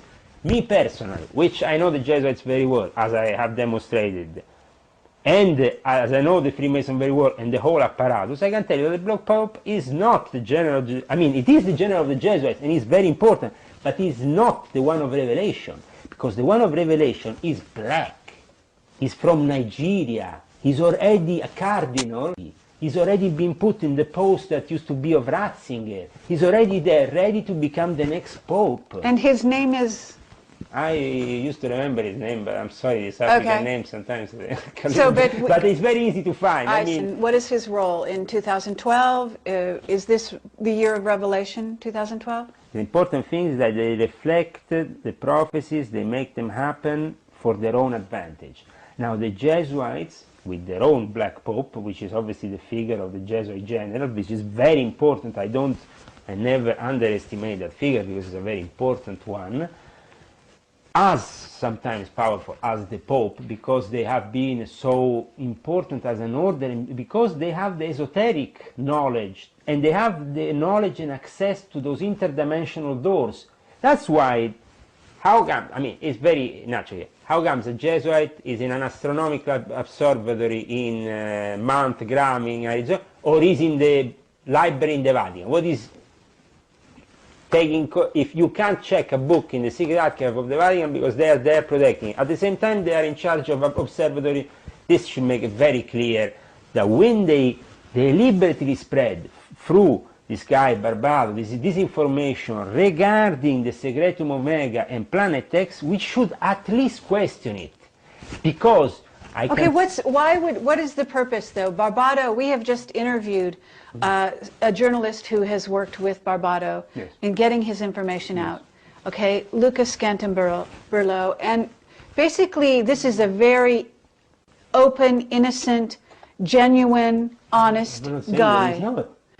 But the Jesuits take advantage of a fool like him in 2 minutes. You have to be a little bit awake about this. Okay, I'm telling is this true of Barbado as well? Because Barbado is now out of a job. He cannot get work. Okay. All because of this. Barbado, by his own assertions, okay, he says, in the year 2000, or 2001 actually to be more precise, came into contact with a Jesuit. Right. I mean, if I come into contact with a Jesuit, actually I make a picture, a photo, I put it on the wall, I met a Jesuit, friends, that's it. Check it out, because whatever comes out of... Supposedly he came forward from SIV, he was not supposed to be communicating. First of all... It's secret, supposedly. No? There is no, he called it scheggia impazzita, so a rebel of the system within the sieve in the Vatican. Right. It doesn't exist, such a thing. Forget it. But you're a rebel. No, I'm out. I'm not in. But you were a rebel you were inside at some point when Barbado says, I went to the office in Rome where he was accredited and where I saw that he was a legitimate source. Right. That's it. That's it. You think if with my revelations now, yes, I can still go in an office so high up or be in that office? I'm doing my revelations and it's very clear for everyone. Actually, it's clear also for the Jesuits. In fact, the thing is, they arrested me 3 times in Norway. They tortured me, injected me, beaten me up, put in prison cell. They did all kinds of things. How did you get out? Thanks God, I got out because the first 2 times I repented towards the Illuminati system and who was my superiors, and I said, okay, sorry, I'm gonna not go further. But here you are, you're not... No, wait. Then the third time was when I literally came out of the system, or came out of the group, was after June 2006, I told you, prior, because of the involvement that they wanted me to have with my wife's organization. I said, okay, no, I started to accuse them of being themselves a fraud, that their interreligious gatherings, because here we are talking, in my documentation that I will show you, about interreligious gatherings that were organized in monasteries around Italy for the specific purpose of trying to bring closer Islam or the Illuminati with the concept of Islam, and be able to have also what happened many centuries ago, a meeting between knighthoods of the East and the West. So basically between the Islamic chivalric orders and the Is this bad? No, this was great. This was all great. Right. But the problem was that there was people like Giorgio Balestrieri in it, that they were only involved because they want to make a buck by selling a few weapons and other technology. I didn't know that I was covering up for certain crooks. The moment I realized that this was only crookery done upon me, that I was the victim of these people. Right. That, for example, but here, you say you were tortured. Watch. Please tell me, Here, how did you get away? Here, you have it's written here. Okay, Bill. For example, on the left side, you have a documentation of a meeting held in Bologna, Villa Leona. Okay, now Villa Leona is the headquarters of the Opus Dei in Bologna, and this was a meeting with the Illuminati. Roberto Negrini, you can see his name very clearly, which is also officially an anti-Christian, a Satanist, but in the Opus Dei headquarters, you know, like Holy Water and Devil, all together in one group.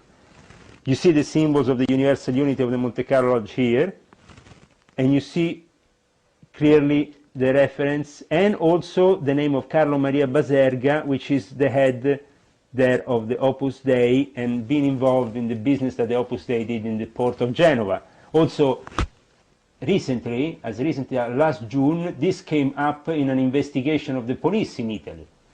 But they have scrubbed off my name out of the phone interception, but I have photos with all those people that I can show you, and my involvement. Okay, but also here, watch here. This is another invitation. Now, this was supposed to be the meetings of meetings. This meeting here was supposed to be held in September in the monastery of Santa Scholastica, very important monastery. You can find this monastery on the first scene of Omen Free. Okay. The film Omen Free, you can find it, this monastery. This monastery was the last place where Ratzinger talked before becoming Pope. In this monastery, we were supposed to meet with my wife also there, representing her Islamic organization, and with Gabriele Mandelkhan, who is a Sufi Gerai Helveti, and with basically with these people. We were also, with the Dr. Aldo Rapicavoli, which is a high-level Freemason, celebrate the Giordano Bruno, which we mentioned before, death, there, it's written there. Okay, but you're still telling me that you got away. You're telling me that... This one in September never happened. It was cancelled because I, in June, walked out of the organization. I understand, but, but you said you've been arrested. We know Yes. that you've been harassed, Yes. right? And I'm just asking What you, happened, for example, how do you get away from the Illuminati? Okay, what happened was I needed to get away saving my life. So the only way to get away saving my life was to eventually reveal and keep safely with me this information and reveal it to the appropriate sources so I could defend myself. Who are the appropriate sources?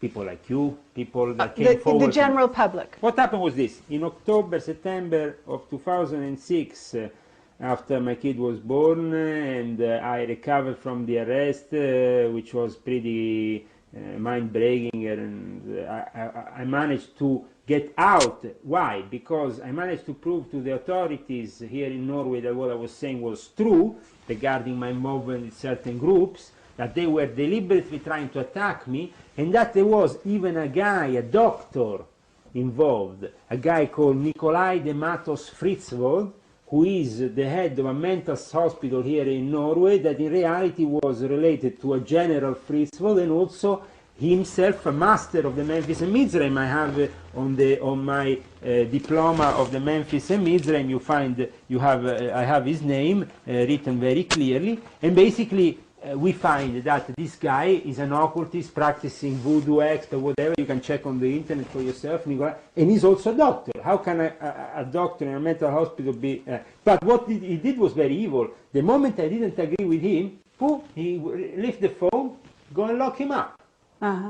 Okay, so But you when got... I showed this documentation at the end to the proper sources, the director of the hospital there was a guy who was not the one the year before, who I knew was working with the CIA, but was another guy, and this time he didn't know really what was happening. I could see that he was only put from on top in that situation. I could show my documentation and get out of that situation. So I got out, and I said, how can I save my life? Because, okay, for the moment they are not arresting me anymore. Right. I'm going to come out with a website. I'm going to scan a few things, documents, open a blog. That's happened with Illuminati Confessions at squarespace.com. Squarespace.com was a blog, okay, kind of situation. And after a month I started to have a lot of problems because they received piles of complaints and of threats to shut down the website. So on the 6th of December 2006, I was shut down. All my information was risking to be lost because I had to work on it. I'm not a genius of the computer. I just scrambled together all these things. But the interest was already born. And thanks God, people had downloaded, some people, I don't know, on the internet had downloaded my material. They managed to retrieve it, to transfer it on the website in Italy of a Freemason, Daniele Dal Bosco, a Freemason though that was himself conscious of what they were doing, and he himself said, oh, I want to support you because I think that, you know, he saw the injustices I was subject to also within Freemasons. So he said, okay, Leo, we open Illuminati Confession at web, which is illuminaticonfessions.webfriend.it, which is still in existence, and we go on with your revelations. Not even 24 hours after they shut down my Squarespace account, the police came through the door of my house with two policemen and two social workers to take my kids. I was living in the center of Oslo at the time. My wife was in the house. They probably thought I was alone, so they broke in. But when they saw that my wife was there, they said, okay, bring it to the other room. We want to bring it to the other room. I said, what? What do you want to do to me? Only because I have a website you want to arrest me? Am I not free to do what I want? I said, my dear friends, in the last 24 hours I transferred my website to Italy. I said, if you now arrest me, kill me, do whatever I want, the website is going to stay alive. It's now on the net. There is no way you can shut it down. But the police said, if you continue with this website, we can, you know, have your kids taken from you and you have to calm down with this stuff. How dares the police of Norway, and I said once again to the camera and to the people of Norway, shame on you, come to my door, come to my house, threaten me to take my kids because they can't take the truth upon Per Christian Krok, ex-secretary of the Ministry of Defense, who I saw in open lodge worshipping the Book of the Dead and the Steel of Revealing of Aleister Crowley, dressed in a black cloak. I saw Trond Kare Westby, the head of the Defense Command in Norway, in their lodges and also in Masonic lodges where I met him. And this guy is the head of the Defense Command in Norway of the medical staff. I will show you. So you got away because you went public. Is this correct? I went public, and even at the beginning they threatened me. At that point, after I said to them, listen, even if you threaten me now, I said openly to the policemen, and also my wife went to the social workers because we had to go to the social workers after, otherwise they would take our kids, said very clearly, my husband is not going to stop with what he's doing. He will carry on. If this is a free country, he has to do this and he has to be able to do this. Mm-hmm. At that point, they couldn't arrest me anymore like before or put me and torture me for hours and do whatever. Because at that point, I would go immediately on the net.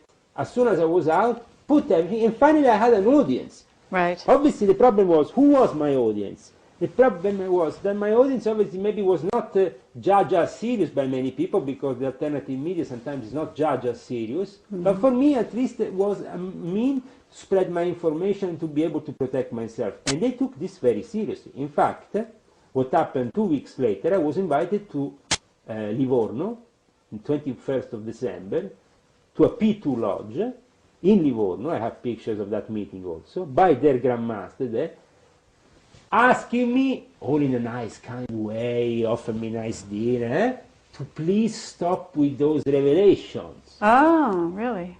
But the guy who asked me, Grandmaster Mauro Lazzari and Luigi Piazza, because I refused, they were punished themselves. And in June, just now, 2007, the police raided their headquarters of the Masonic orders. There is this documentation in Livorno, and it was the biggest scandal since the P2, because it's connected also to the Christian Democratic Party, because their lodge, where I was meeting, was the headquarters of the Christian Democratic Party, UDC, of Caesar, which is the party close to the Vatican. So obviously you don't need to be a genius to link 1 + 1 is 2. You know, you have a Masonic lodge in the headquarters of the Christian Democratic Party. These people, the Christian Democratic Party, has been working with the NSA, the CIA for 50 years in the Gladio secret operation. These people, Balestieri, Ezio Giunchiglia, these people all belong to Gladio. Gladio is a secret operation against communism that has been very important, because 9/11 has been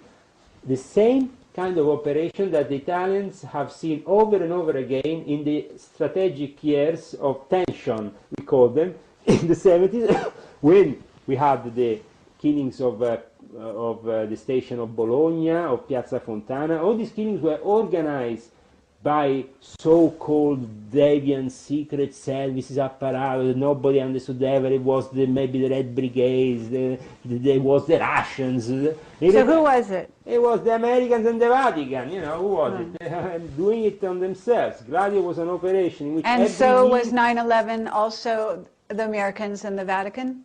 Absolutely, and the Zionists. And the Mossad. The Mossad was very important in this. In fact, Sure. and also the. So is the idea to create basically? They reflect a prophecy, because in the Zohar, at a specific point of the Zohar, is written that in the city of the big tower, in the specific date, the 21st date, I think, of Elul, of the Jewish calendar, that was the 11th of September, boom, there will be this disaster, the tower will fall down. It's written in the Zohar. Zohar, for the Kabbalists, is the most holy text for the Jewish Kabbalists. So they read, knock their heads on the wall, and reflect what is there. Now, as we have the Mossad, the Zionist element, the Jewish occult element, which is very important because the Kabbalah is born out of them, but born originally where? From Egypt. And Sure. the same happened with because we don't have to see only Christianity or Catholicism as coming only from Judaism. No, that's very wrong. We have to see Christianity as coming from a mix of pagan religions that the Emperor Constantine put together, including the cult of Isis, of Osiris, of Mithras, of all these. But this was from Atlantis, was it not? All originally from Atlantis, but Atlantis and many other Atlantis civilizations before that, because the thing is that we have only knowledge about maybe one ancient civilization before ourselves, but there is many others that have been eliminated and we know nothing about it. Mm-hmm. Leah, I want to ask you, do the Masons or the Illuminati have ancient texts coming directly from Atlantis? Do they have information about this? Now, this is a legend? This is the legend that really managed to throw they managed to throw the Hitler Churchill with this kind of thing. So it's quite interesting. You know, the Book of Thoth or some kind of tablets, ancient tablets that come from Atlantis, were supposed to be hidden in the pyramids, hidden there, hidden. There is definitely stuff that comes from ancient times. And there is specific groups within the Illuminati, like for example the Gruppo di Thebes, group of Thebes, which is a specific group within the Illuminati which takes care only of the ancient artifacts. And these must be in the Vatican. They're in the Vatican Library, are they not? In the Vatican Library, and we have a lot of ancient artifacts, ancient books, very rare text that could revolutionize the thought of mankind. But as I said, because we will have to go to the next stage of existence. In one way or another, the Vatican wants to adapt. So how they adapt? They adapt with Corrado Balducci and the whole alien revolution coming into the Vatican, Secretum Omega and a couple of UFOs, and everybody's happy. Because the next step of brainwashing is to have you believe that Jesus is some kind of Prince of Sirius that comes on this planet as a high priest and is himself an alien being or some kind of alien high priest from Sirius. Sirius is very important. We don't have to joke with Sirius. We don't, because Sirius is Sirius in every way, and it says, the word says it. It's in the universal apparatus the eye of God. So, you know, you have a bunch of sheep, which are okay, stars. So no, watch. Shepherd, and then you have a dog. Now, the dog star is Sirius, is the right. dog of this, you know, you have a lot of stars running around, but they're sheep. And then you have a shepherd, and you have a shepherd's dog. Yeah? So this is how it works in the universe. Now, we should go back to reacquire in modern times the concept of analogy, of not logic, but analogy. Why? Because logic is actually created by mankind. It was created by mankind at the time of ancient Greece, and then filtered through our civilization through to us. But in ancient times, analogic was equally as important. So, by rediscovering the analogic method, the parallels between the fact that everything in the universe works as a mirror, as a reflection, are a reflection of the one Big Bang, the first, and then everything else is a reflection. So there is a constant loop of this reflection in many different forms. Infinite loop that goes through the universe, and we find in this cup, we find in this Lego apparatus. Sure, and then you're talking about symbolism, and you're talking about the use of symbols is magic. And again, you're back in the circle. Yeah, yeah. But as I said, do we really want, if we want the next stage, then we have to acknowledge the science of God. Okay, no problem. That has to be done, because sooner or later mankind will have to come out of this ignorance. But at the moment, what we are having is just some substitutes, especially in the New Age movement or cults that have been created lately. Okay, but what about science, and what about the idea that there might be Planet X or some other planet out there? Is this completely a figment of people's imagination based on something that the Illuminati wants to put out there for their purposes of revelation and Armageddon? From my experience of the whole Zacharias teaching, like I mentioned before, from my experience and from what Barbara and then the Secretum Omega and all this information coming out of the alternative media, it's clear that they want to control the alternative media.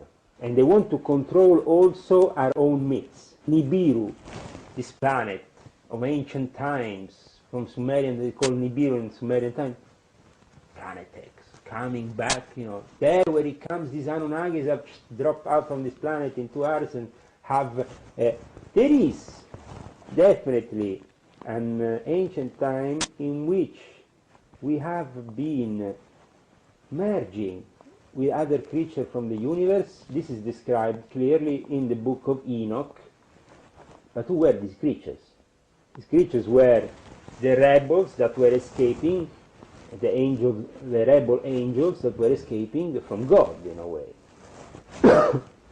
What we have here in this present situation is that we think they are in reality interbreeds between mankind and aliens. And this is the biggest disinfo that we can get. Okay, if you believe that's disinfo, then let's talk about underground bases. Why do we have underground bases, since you say that in your experience they do exist?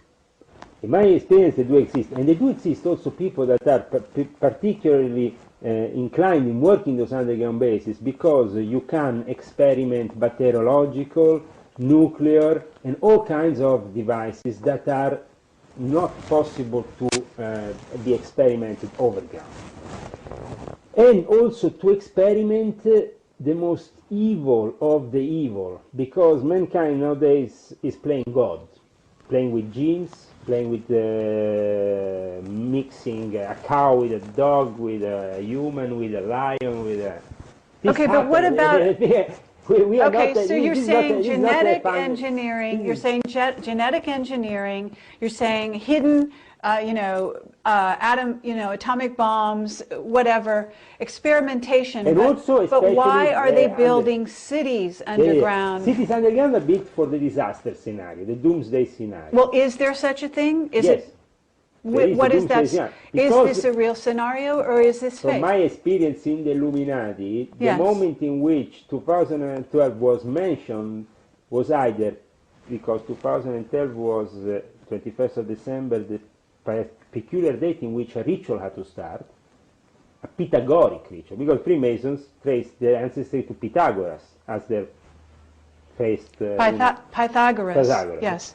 For them, the fact that this 25920 is the number of God and it coincides with the changing of an era has to be celebrated with a ritual that reflects above below.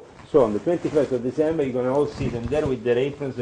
It's a holy day, it's the winter equinox. But do we see no cataclysm? The whole pyramid will be together. For the first time, every single cult will be celebrating one way or another this specific day. Because we are moving the whole of our consciousness into a different part of the universe here.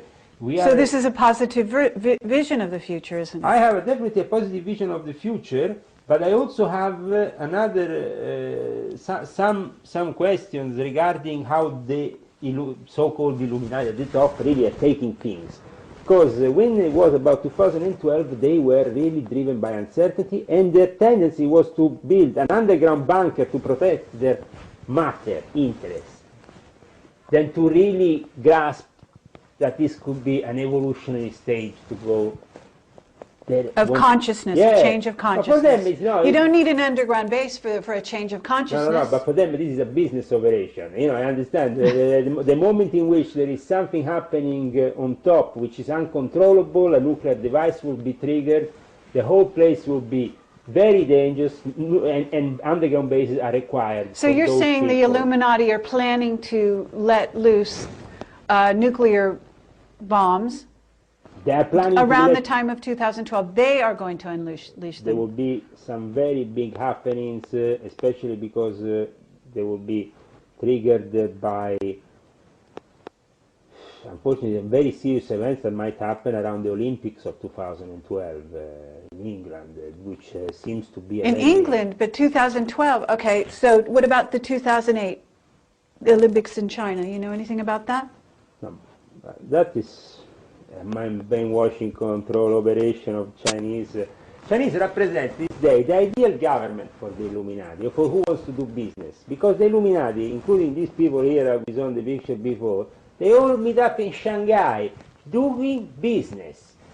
One of the rituals, which I'm going to show you a picture after if I remember, is the ritual of the ancient Chinese tea, which is not a tea, but it's a kind of specific drink that they bring from a little village that it tells you gives you immortality, but actually gives you a lot of energy. It's like 20 ginseng altogether, or like a line of cocaine. It's a specific water they bring from this village, and a specific plant which they make this tea, and everybody was enjoying it in Moscow much more than any drug. And I found this very interesting, and they were doing the classic traditional Chinese tea ritual, you know, that was the... But what is the admiration of the West for the Chinese is especially their absence of any form of democracy, the complete control of their society. For America, being like China is a dream nowadays. Why? Because the American dictators that are implementing now their so-called Patriot Act see in China the ideal place where nobody can actually object to anything. You can't have more than one child. But at the same time, this also gives the Americans and the people at the fake opposition, because America is not a real opposition to China, forget it, they want to make cash with China, they want to make cash with Iran, Iran wants to make cash with America, cash with China, Sudan, who cares, make the cash, couple of Hollywood stars running at Darfur. Bullshit! People are idiots, you know, giving money to these idiots and putting them in power. My God, I don't understand. Democracy, the biggest illusion of all time. It doesn't exist. It doesn't exist. And the division between church and state is a fake. It doesn't exist.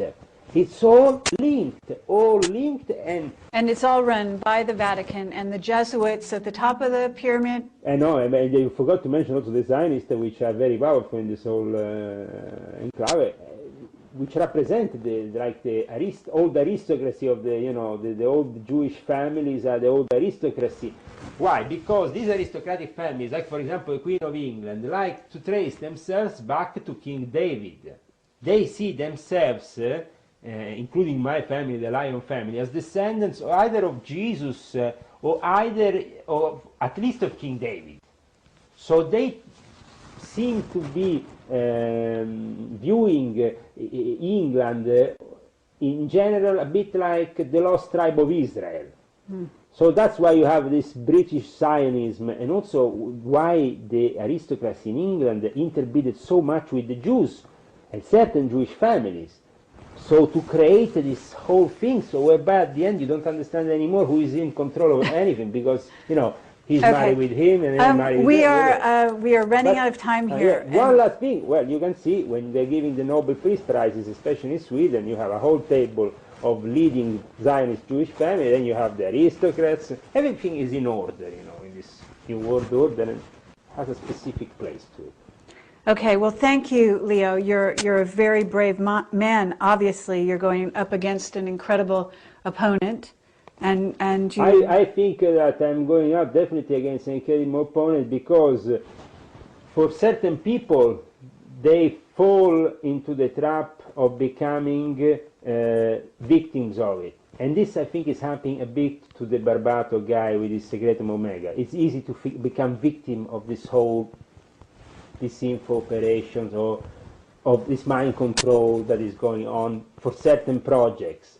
For example, there was a guy who was deliberately made give this information regarding the cosmic top secret level of NATO, saying that it was linked with the recovering of...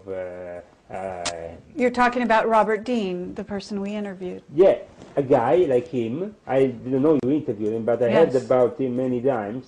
I think it's the typical example of how you can fall victim of these people. Because at that point, they give you certain information. They know they have given you this, they have showed you certain things. They have showed you just enough, okay, boom. And then the rest of the life, what you do?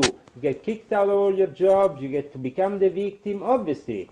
But at the same time, what you saw and what really you are reporting, is it really true, or is it a cover-up and an operation to cover up other interests by the powers that are there and by the people on top of you that know obviously very well how to mind control people and how to spread this information? We said before, some people call them in another way aliens, UFO, so you said it's only a matter of calling them in different ways. Yes, but by calling them aliens and UFO and by spreading the myth of Roswell and all that, what has happened is just that people, the modern day, the average person out there, watching TV, gets brainwashed by all this rubbish, and at the end of the day, he's not really understanding that there is demons, there is angels, there is God, and if there is an end of time scenario, this is a very serious scenario and should be taken very seriously. Okay, that's it. Do you have any more? Yeah, sure. Okay, say that one more time. And this scenario, say your last line. And this scenario is definitely very important if we are approaching the end of times, and some great changes will be definitely happening.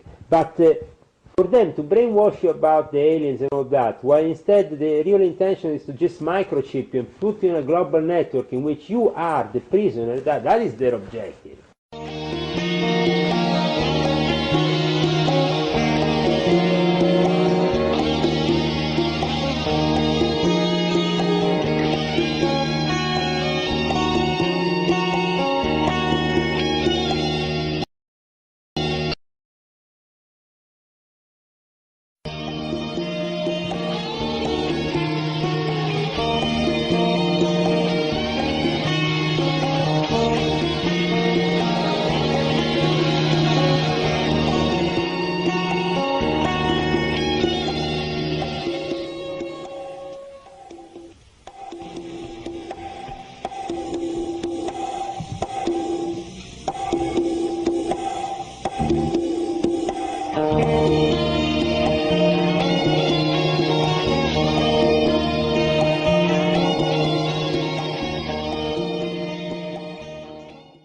Leo, I want to ask one final question.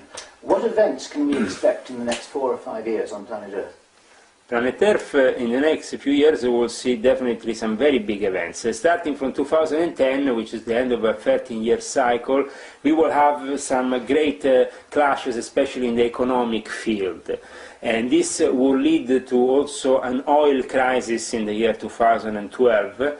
There will be some triggering moments that really will change also the way we live in the next few years. Because at some point, if they lose control of us, then the war will start, a civilian war, counter-insurgents, but this at the moment seems to me very far from it, because the majority of people out there are quite happy with their technological gadgets that give them the possibility of this modern life that they think is, wow, is incredible, and that is bringing to them some advantages that their ancestors didn't have. Well, it's so rubbish. We're actually polluting our food. Their food tastes rubbish compared to 50 years ago. If you want to buy good food, you have to buy the organic one, but you spend 4 times as much. All of this is made to make cash and at the same time to make us spend more money. And the quality of life is not necessarily increased with the fact that I have the internet or I have the phone, I can call all the world. Who cares if you can call all the world? Okay, but you are saying there will be a change of consciousness, that it is anticipated, and I it is think coming that around 2012. What we will see, at least in the Illuminati, from my experience, what they will see in their eyes is that they have to implement the end of time scenario with a messiah, with somebody that can take the place of a driving force also in the spiritual arena. Because, you see, if I reveal to you the next stage of mankind in science, and this next stage in science is linked with the spiritual, that's when the material guys want to have control of the spiritual completely, otherwise they will lose their power on humanity. So that's why they're preparing this holy charade, you know, where every now and then we have more disinformation. Like, for example, Dan Brown. Dan Brown is the king of disinformation, you know. I still have part of the Knights Templars that is connected to me and is in favor of what I'm doing, though it's a minority respect to the majority of them. Okay. A scenario for the future of... Yeah. Like 2012, that the Yes. Illuminati has, What happens, what their plans are. Well, the calculations are that after 2012 we're going to have 7 years of tribulation. This really brings us to 2019, the 7 years of tribulation in which we will have the coming of the Messiah. Now, you have to understand that the coming of the Messiah has been in a way opposed, and that's why so the Jesuits control the astronomic and control very closely the stars in order to know where any possibility of the rebirth of Christ might occur, of the rebirth of Jesus within certain bloodlines. So they have been searching these bloodlines, tracing any possible heir to this throne, which is the throne of the kingdom of God on earth. And they have made extensive research upon this. Now, 2015 should be the key date in when Jesus comes to Jerusalem and starts revealing himself to the mass. So let's say that the years that definitely go between 2012 and 2019 are the years of the Great Tribulation and great changes. There is also in the Jewish law certain years that have to be used in order to announce the law. 2012 is one of those years in which the law can be announced. Then there is certain years in which you can't announce the law. So even if a Messiah came, he will not be able to talk. So the Messiah has to come in a specific... He has to already be born now if he's going to even, you know, talk to people. He'd be a child in 2012, would he not? Yeah, no, absolutely. But the Messiah has been already born, but is he a Messiah or is he an Antichrist? That's the thing. Because up until now we have seen that the attempts of the New World Order to create a Messiah failed. Like Alice Bailey tried with Krishnamurti, and that failed completely. You know, they made this attempt And which Jack Parsons, right? Jack Parsons tried to make the Antichrist more than making the Messiah. You know, he was more. Well, the child, right? Is it already known who this Messiah is? See, It's because identified. you have the Messiah, but then you have the Antichrist. Who is Do you believe this? I believe that the scriptures contain an amount of truth because, you see, within certain families, within certain bloodlines, then it reoccurs that certain people have the possibility to have a message that is important for mankind. This happens to reoccur from time to time in certain families. Now that's also where the study of the eugenics is, the study of the bloodlines, and that's where the mixing of the bloodlines. It's very important for the Illuminati to create strategic alliances.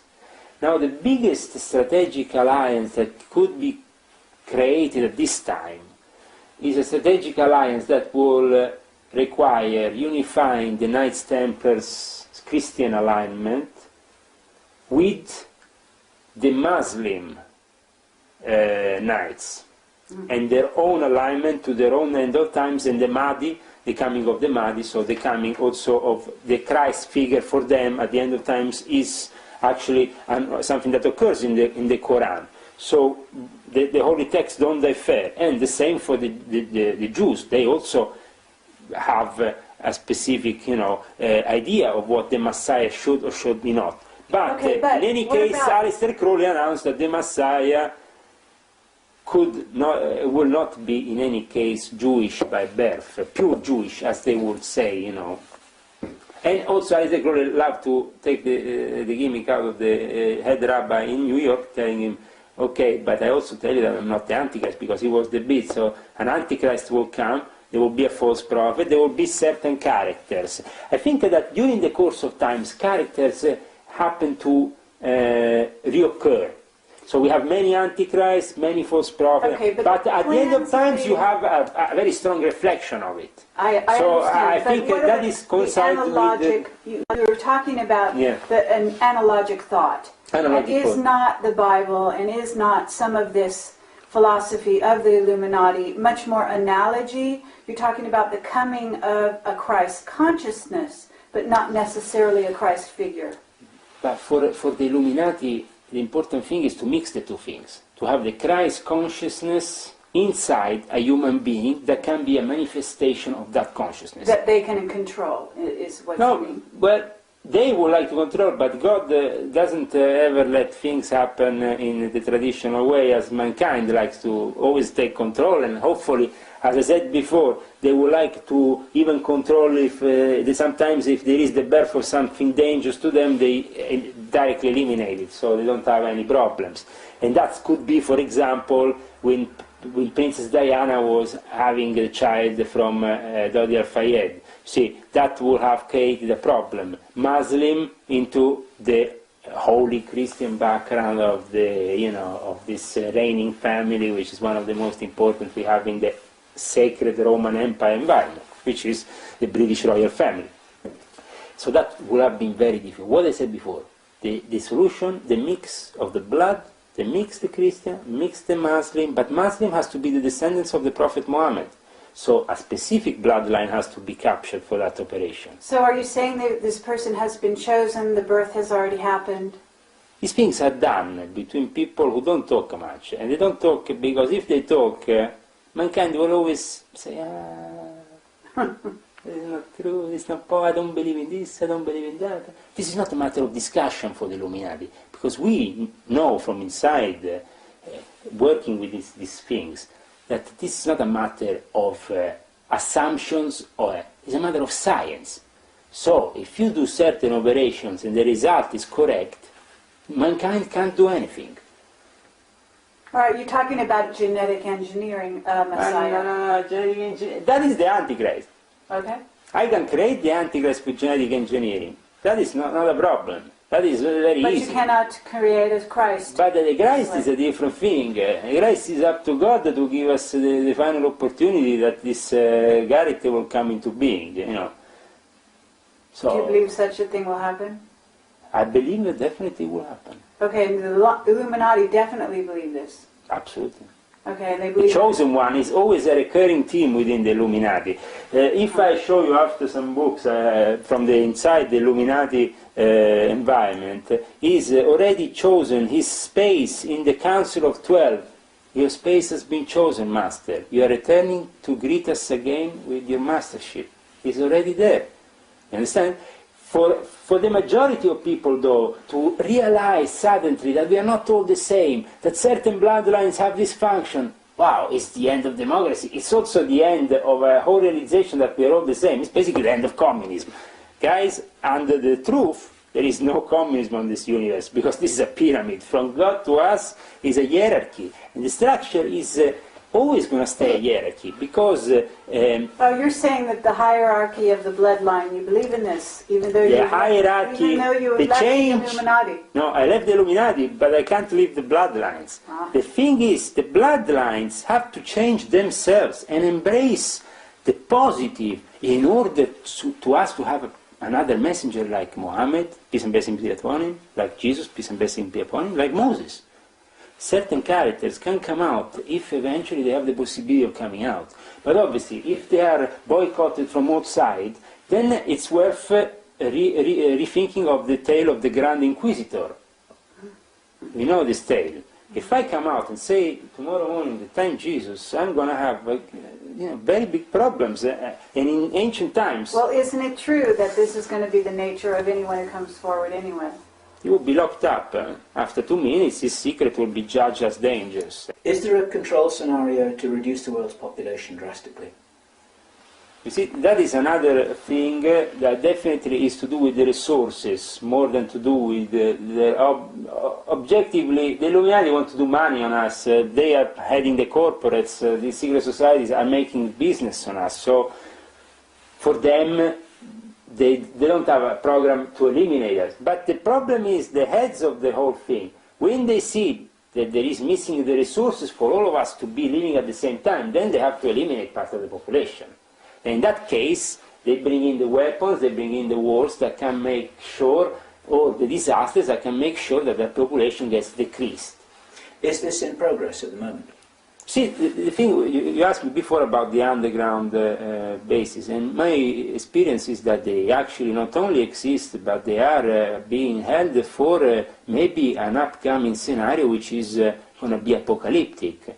There seems to be in the Illuminati a firm belief that the coming back of Christ will coincide with a series of disasters that will change the face of the earth forever, including the possibility of the elimination of 3/4 of the population of mankind. But this is not man who is deciding this. This is only God that can decide this. I hope that they will make a clever use of these places, but they are being really evil. They are even stationing the seeds of the future generations in a base up north. I don't know, they're doing obscene things that in the eyes of God are an insult to anything. I want to say, the solution will come at the end, but these people will be defeated. And they will be defeated with a long war. But this long war, unfortunately, the Americans will have to be fought, and many lives will have to fall for it. So, we can't fight a war without the dead people on the ground. At the end, there will be a war, and there will be dead people on the ground. Because the moment they want to microchip me, I'm going to take out a gun and shoot at them.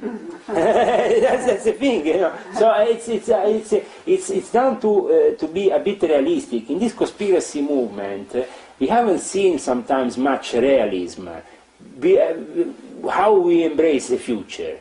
I have people, patriots from America, calling me every 2 minutes, we are ready here with this, that, weapon, we have building a big bunker here, another thing there, we are ready for this.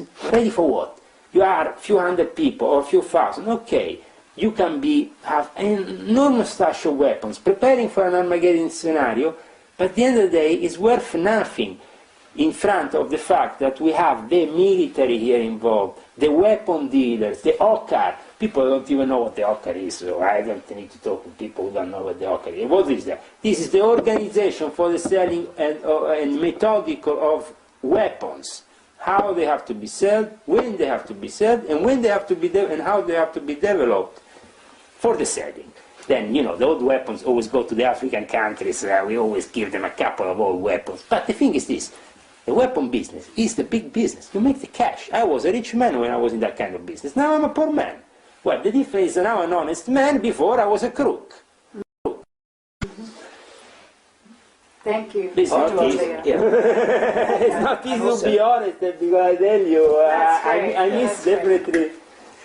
As you know, we're also here to meet with our Norwegian politician contact, Yes. who went on record to talk about the involvement of Norway Yes. and the Norwegian politicians What I with said, some kind of scenario. Are you able to say anything to substantiate his testimony? Absolutely. Because he stands alone at the moment with Yes, his coverage, yes, and a lot of people say sure. that either he's inventing it or that we're inventing it. What I can say is, from my own experience, is underground basis. He said he would name the bases. Yeah, no. That's what he said. Definitely, there is bases here. I mean, there is a base in Oslo for over 2,000 people. The entrances are in the east and the west side of Oslo. In Vika, there is some entrances towards the port in Frogn. I mean, this is underground bases that have been constructed to protect the population in a situation of emergency. That is without no doubt. And at the same point, as I said, for various experiments. And to keep the gold, because gold seems to be, at the end of times, if all the banks fall and everything falls into a chaos, gold seems to be this hard, consistent currency that can be used for moment. Now, Norway has built for many years this kind of special deposit for money, this oil tax they call it, for a big deposit that needs to protect them for the times in which they will finish the resources. That is the official statement. Why are you putting all this money on the side, taxing people like heck, making us live in this way? In Norway, everybody could be a millionaire in Norway, if they really release the money from the oil they are getting. But instead, it's not like that. We are living, some people in Norway even living on the verge of poverty, because these people have to build the bunkers, have to construct all this, and at the moment in Norway, the military are increasing their line of control over people, order technology. I have a personal experience. The police I have informants in the police at this moment of time that told me how they're developing and how they're working with the ultimate technologies to control us. They're listening to us now. They are controlling every single moment. And they are able to now, on the verge of the revolution of the microchip, which is truly revolutionary for them, because at that point, the moment in which they chip us, then they can let the resources fall apart, but they have still control of us. The cities can get out of control, can fall, the whole structure can be destroyed, but we will still be monitored from the satellites.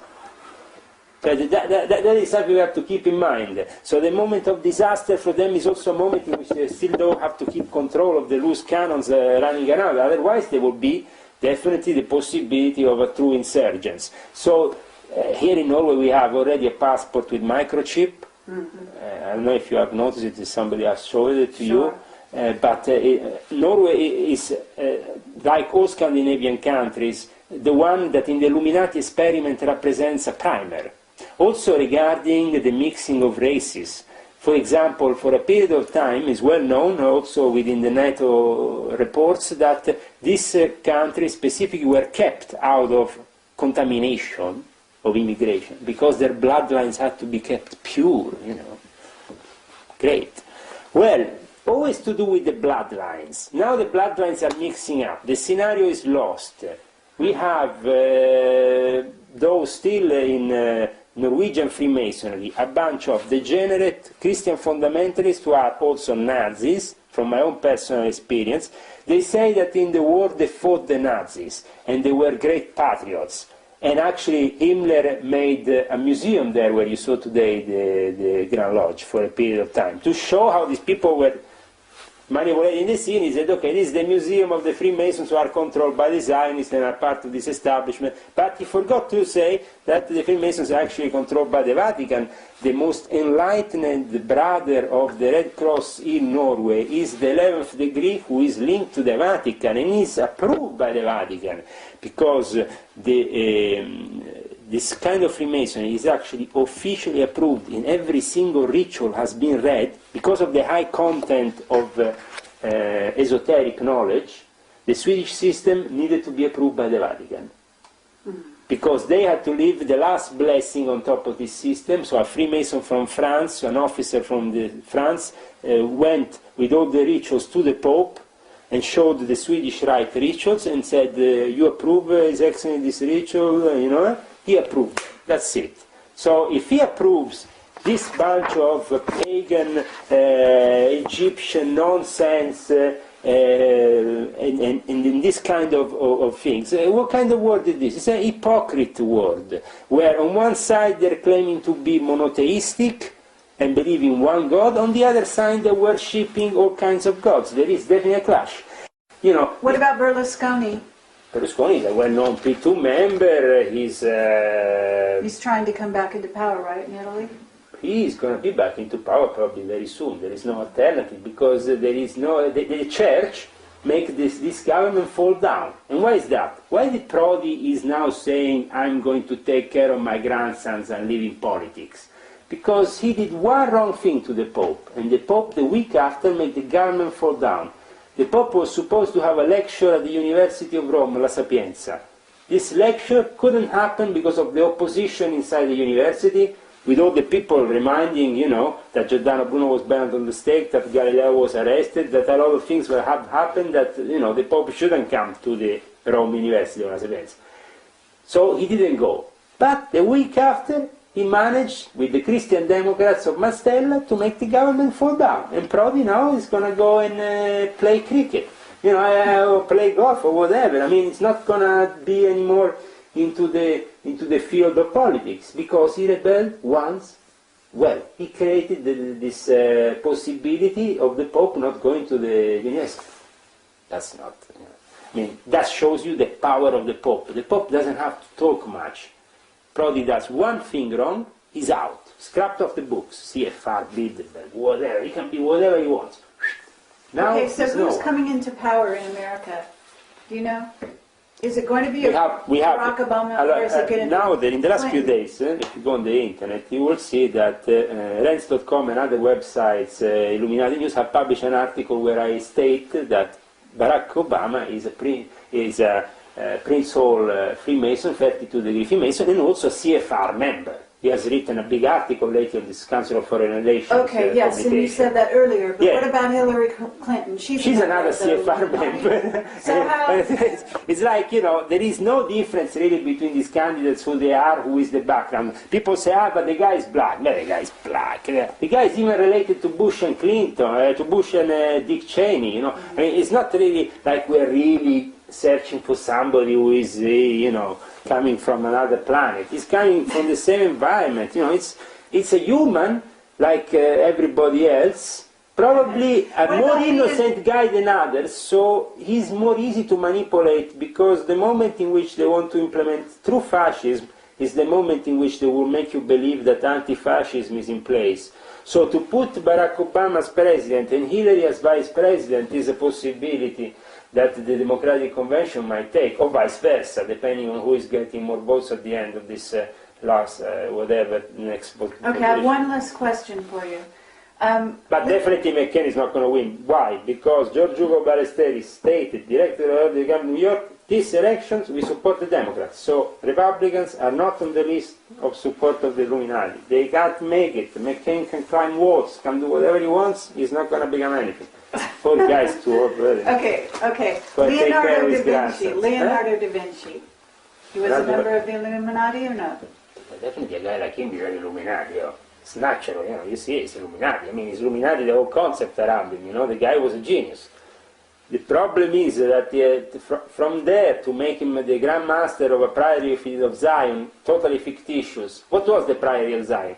Priory of Zion was a society that was born in Mount Zion, in Palestine, where you have this Cathedral of Zion, whatever.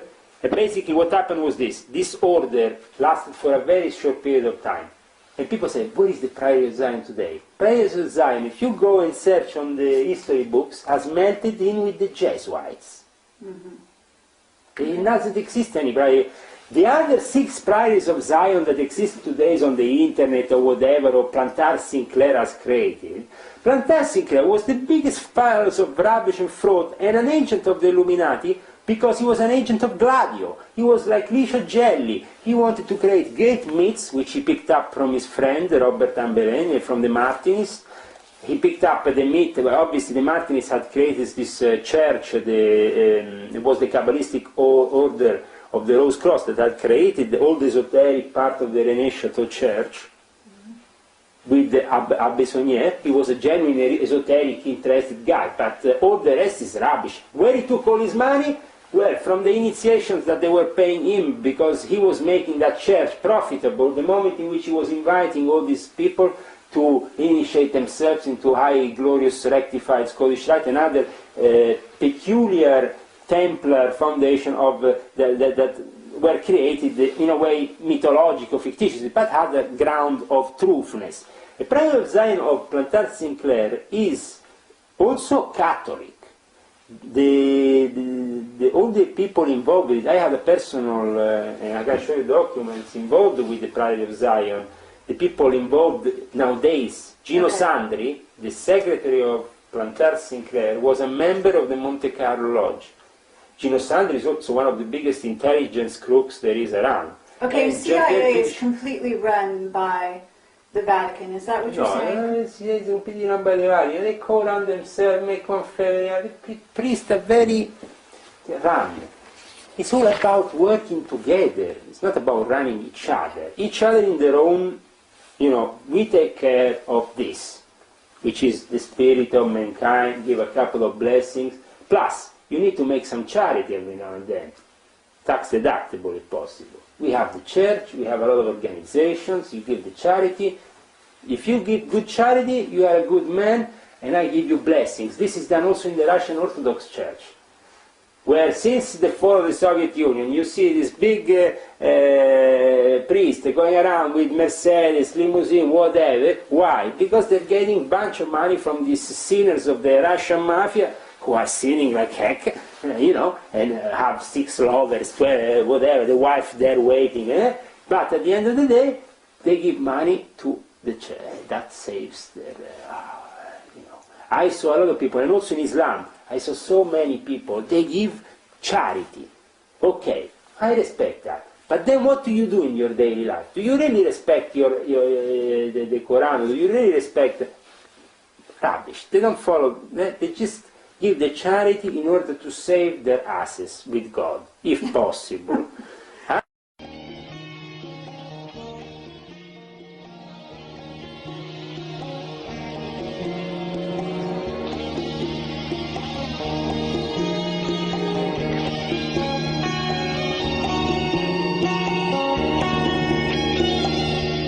At the front of the Jesuit footage, there's a reference not to the SIV, but the SVS.